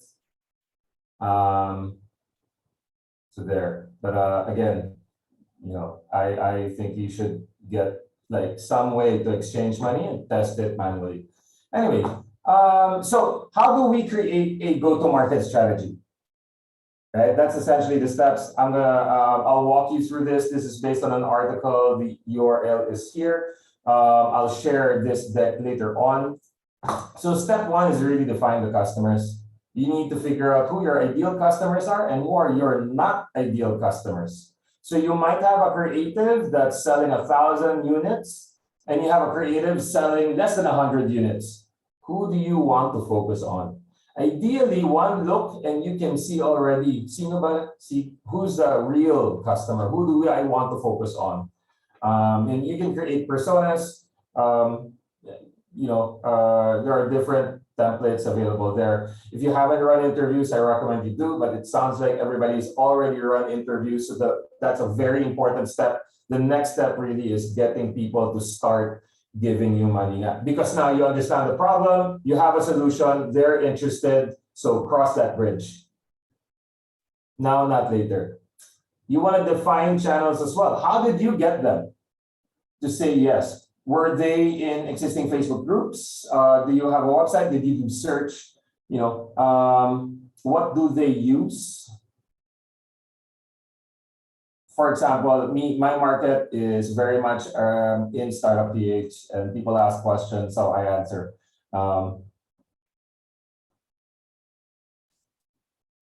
There are multiple possible channels that you can use. I don't recommend you use all of them. I recommend you try a few first. Those that you are most interested in, most familiar with. I think those that where you're already in. And like I said, we also have a 2x2 matrix. So you want to figure out what is the low effort, high impact channel that you can use to get your customers. Again, doing it manually first, and then later on automating, creating a team around it to accelerate the growth. But essentially, you want to figure out which of, for example, I just downloaded TikTok and I've been looking at it like, I'm not sure, right? So I might just go Facebook Live. That's because it's me and I'm not, I'm 46, I'm not familiar with TikTok. 20-year-old might look at TikTok and they might think that's low effort. So there, find your low effort, high impact channels. And first make a short list of the channels that you have, and then define what is success for you exactly. Is it a lower cost to acquire? customers, or is it, the ability to get a certain lifetime value? For example, Nina's example earlier with Bayani Pay was at $60. So they've already been able to establish that baseline. If so, success means maintaining that $60 customer acquisition cost. It might also mean maintaining a certain lifetime value or transaction volume per month or per period. The reason you want to do this is you want to see which channels are scalable. You want to just collect information. Profitability is not yet the priority at this point. The point here is to collect real data with real people that gave you real money. Because also, by the way, delivery is another aspect. You might find a lot of customers in a particular channel, let's say Facebook, and specifically Startup PH, for example. I know a lot of software developers are there and they're offering their services there. And for example, if I'm selling to software developers, I might find a lot there, but they might not be good customers, right? So and that's really what we're after at this point. And then you want to test them. You want to define your hypotheses. So for example, with Nikki, I'm gonna do a campaign for an entire week on Instagram, and then I'm gonna offer my services $35 a month. But if you sign up now for 6 months, it's $20, for example, right? Or if you sign up now, it's still $35, but I'm giving you X, Y, and Z tools. Or if you sign up for 6 months, I'm gonna give it to you for a year, right? Whichever it is. You want to set a clear start and end date, and then, which by the way, I don't recommend, should be more than 2 weeks, including the prep time, including execution. And then finally, of course, falsifiable hypotheses. If I do X, then we expect Y results. If you don't have yet customer information, then typically it's customer X has problem Y, but you have that. So I propose, I'm going to do X and I expect Y results. Last week, I ran an experiment. I launched the crowdfunding campaign. I expected 20,000 pesos worth of donations from not the founders, but really focusing on people that want to support the startup community, want to support Startup PH training. My finding is that not a lot of people want to donate or are that interested, right? Sounds obvious now thinking about it and talking about it, but until you've gotten there and actually did it and gotten the feedback, it's really just an assumption. So my goal was 20K. I did 10K, actually. Was supposed to be 7K, my pahabol over the weekend, the 3K. So I got 10K. Although that failed, me promoting the crowdfunding campaign, I got leads, I got people, the founders themselves asking me, hey, we're interested, we need that thing that you're teaching. I actually got a franchisor in Baguio because she wanted to teach her franchisees, because she felt that her franchisees were not, they didn't have business basics and empathy, and apparently that it resonated with her. So though the donor campaign failed, actually selling to founders was the insight. And really, so now the next experiment is gonna be doubling down on founders, also doubling down on incubators. A lot of schools have DOST funded incubators. They have incubation programs. We believe that these programs are missing one part, which is validation is 1 out of 12 topics. It needs to be the topic before we do everything else. Branding, go-to-market strategy, patents, legal, et cetera, et cetera. So do test those channels, 1 to 2 weeks per channel, including prep and execution time. Another thing, by the way, that I learned as a result of running this experiment is I actually validated this 1 to 2 weeks. It took me 2 weeks to prepare the content, to prepare the landing page. And then I shared it with a friend, and a friend said, oh, kailangan mo baguhin to. So I made those changes. And then, 3 weeks later, my wife had to call me to call my attention and say, just launch it already. You're over analyzing. So I launched it, right? With much fear and much stress, but we did. Reached out to 28 people, 6 people responded. Actually, Gerard, thank you very much for responding, right? But I'm not counting your response though, because that's today and my experiment ended yesterday. So out of 28, we got 6 responses. Pwede na, but it's below my goal, right? So going through donors is no longer a path that we're taking as a result of that experiment. Doubling down on the incubators, because an incubator will want a program instead of just buying seats. So verbally, we've had conversations, and I told them, hey, it's 8-9 per seat, using one of the conditional value ladders. I said it's 8-9 per seat, but if you would like, we can run a private workshop for you guys, up to 12 teams, regardless of how many people per team, and it's only 120K. So in their head, they're winning a lot, right? Because it's 8-9 times, let's say 30 people equals 240K, but I'm only giving it at 120. So in their head, they're winning. Of course, for me, I'm winning as well, because now it's instead of just charging them 8-9, it's 120K. So do not spend more than 5,000 to 10,000 per channel. As Niña mentioned, the objective really here is to collect information, collect feedback, and figure out what is working and what is not working. Oftentimes, when things don't work out, that's really when you find the insights. Versus when things are working out, what I've found, especially with me, I feel like I suffer from a lot of Dunning-Kruger, right? Like when a hypothesis is proven true, my insight is I'm amazing. I'm really good at this thing that I'm doing. I don't really learn much. But if things fail, like my initial experiment about getting donors and raising 20 grand, I was like, what's that? What am I doing wrong? What did I do? What should I have not done, et cetera, et cetera. So I'm asking for feedback. And those are and people have given me feedback, and it allowed me to really dive into it's really the founders. I am solving problems for founders, not for donors, not for the senior startup founders. Sometimes you might think that you have the right channel, and then you realize, wait, why is this not working? It might turn out you are on the right channel, but you're not using the right words. You're not saying it correctly. They don't understand what you're saying.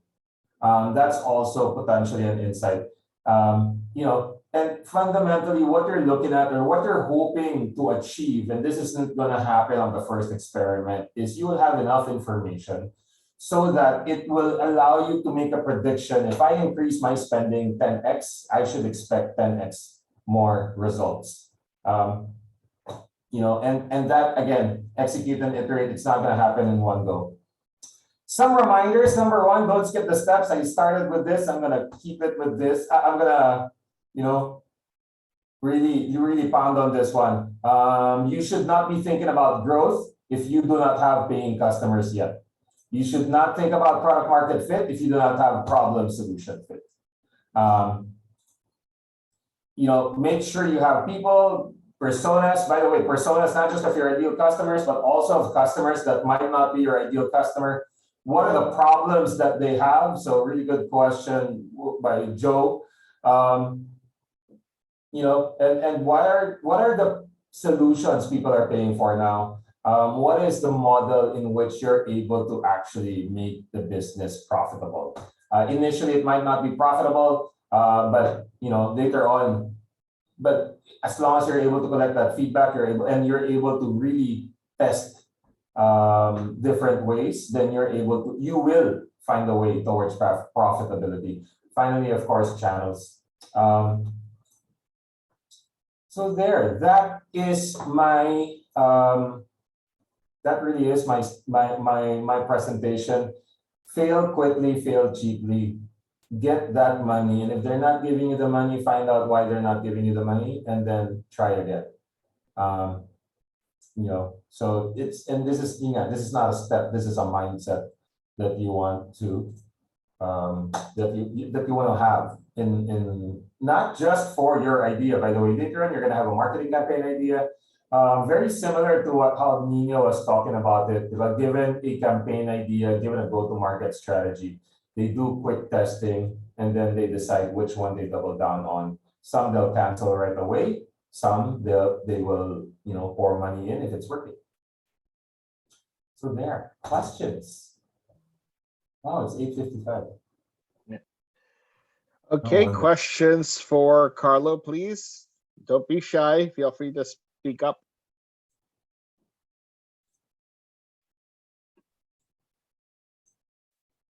through referrals. Yeah, actually, if your customer gives you referrals, that's a really good sign they're happy. And that's also a really good test. Something I learned, by the way, I've been advocating for this. I felt that I haven't really done the thing. So when I actually ran the experiment, oh my God, I was really very anxious about it. Just rejection is not easy. Failure is not easy. Even if you fail fast, it's not easy. But trust me, failing slower, and then later on when you have a live product and you need to change a page or you need to change a form, it's going to take days and then weeks. It's going to be difficult to make those changes. So you want to make those changes today, not in the future. How can we learn from what's working when you're winning? I like that. The principle is do more of what works. Yeah. So if you ran a camp, I really like that example by Lazada. Back in the day, they were spending so much money in paid ads. So now what they do is, but they changed it up. Given an ad, they will have 10 different versions of an ad. Do it at 10,000 pesos, I think, or 5,000 ad spend budget. All else being equal, the one that gets the higher conversion rate, or the one or two gets higher conversion rate, they will spend 100 grand on that. So very similarly, if something works, do more of it and see if it still works. And if it does, then just keep doing that, right? Because that's what you're looking for. You're looking for a repeatable, scalable business. But very often, though, when you actually double down on something, the what do you call that? The efficiencies are not going to be the same. So again, it's going to be a point of a point of learning. Conversion rates, by the way, are a really good measure. It's not about not just how many people signed up, but how many people saw my ad or whatever campaign, how many people inquired, how many people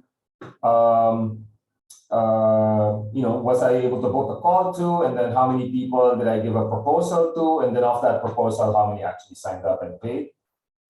Later on, how many people are using my platform versus just signed up and didn't use it. So utilization is really an important metric as well. One more thing about that, if you have a happy customer, build a profile of them as well, and then actually sit down with them and say, hey, I want to know more about why you're so happy. What was the value we were able to provide? Then you want to make a persona of them too, and then look for more people like that, and do more of the same. So there. Very tempted to ask you, Ed, what you guys are working on. I know it's only up to 9 o'clock, so if you want, we can discuss that offline. Sige, sir.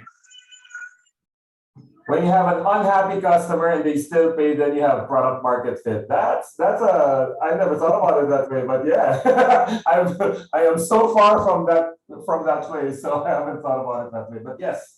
Absolutely. Think Globe and Smart, right? So many people complain, but they're still signing up. Or schools, for example.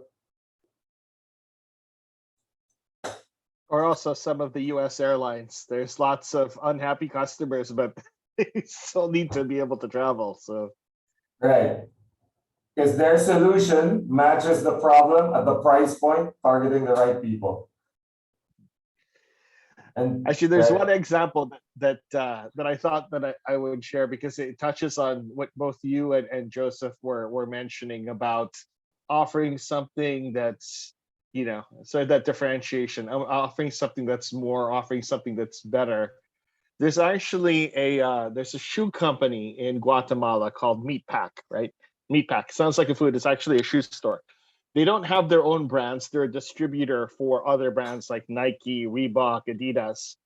And so they set up what I thought was a very clever marketing campaign where they built an app and they used geotagging data for people entering into this mall. So, I guess you'd have to sign up or log in or something so that, you could sort of track people going around the mall. And the app was sort of triggered if you walked into a competitor's retail store. Like, so if you walked into a Nike or if you walked into a Reebok, it would trigger an offer from the app. And the offer is this. Hello, welcome to Meatpack. We're selling shoes for this amount of money. If you can get to our store within the next however much time, you'll get X% discount. And then it starts at 100. And for every second it takes you to get to the store, it's 1% down from 100. So 100, 99, 98, 97. I think the fastest anyone ever got to the store, they got something like a 90% discount off of the thing. But what I was actually wondering, which I don't have the answer to, is whether or not that would create any safety issues if you're knocking over old women and children in order to get to the store. But it generated enough of a conversation, right? Like some people were able to get 50% discount, 70% discount, which they were able to offer, right? Because not everybody would see the alert. And then for those that saw the alert, some would be faster than others. But it was a very clever way to generate a lot of publicity very quickly. But that I was gonna say, I don't know if that's a very feasible thing, but from a content generation perspective, that's very effective, right? Just people talking about it. I mean, you're talking to us about it now. Yeah. So yeah, I was not one of the beneficiaries. I just heard about it and thought it was a very clever campaign. So anyway, we're a little bit after time, so if you guys have questions for Carlo or Joseph, please speak now or forever hold your peace. or book me for a is between sessions, the office hours is an opportunity for founders to. Okay, I apologize, I have not explored that feature just yet. Yeah, I can walk you through it, Carla, if you need me to. Just you basically volunteer your time in office hours and people can book with you. Okay, founders, questions.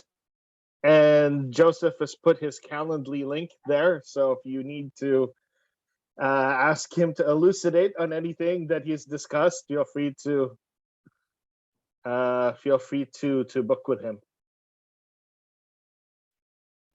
So actually, quick question. For example, with how Joe did it, so they can, because I don't know what time I'm free, but book me and then we can register it under office hours. Is that also possible? Yes, you can also do that. You can pre-book, but they have to go, and then you set up the office hours on the website, but they have to click it so that you get so it's recognized by FI that you did the office hours. Okay. Yeah, so I'll do that. So anybody who wants to book me, let me know and then we'll sort it out. Okay, I think we have no further questions. Alan, is there anything that you want to add before we sign off? Nope, good.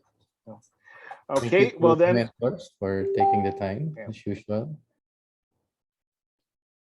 Yeah, just to echo Alan, thank you to Joseph and Carlo, and also Niña, who's already left. But thank you to our mentors for joining us this evening. So have a great rest of your evening, everyone, and we will see you next week. Take care, guys. All right. Thank you. Good night. Bye. Thank you. Bye-bye.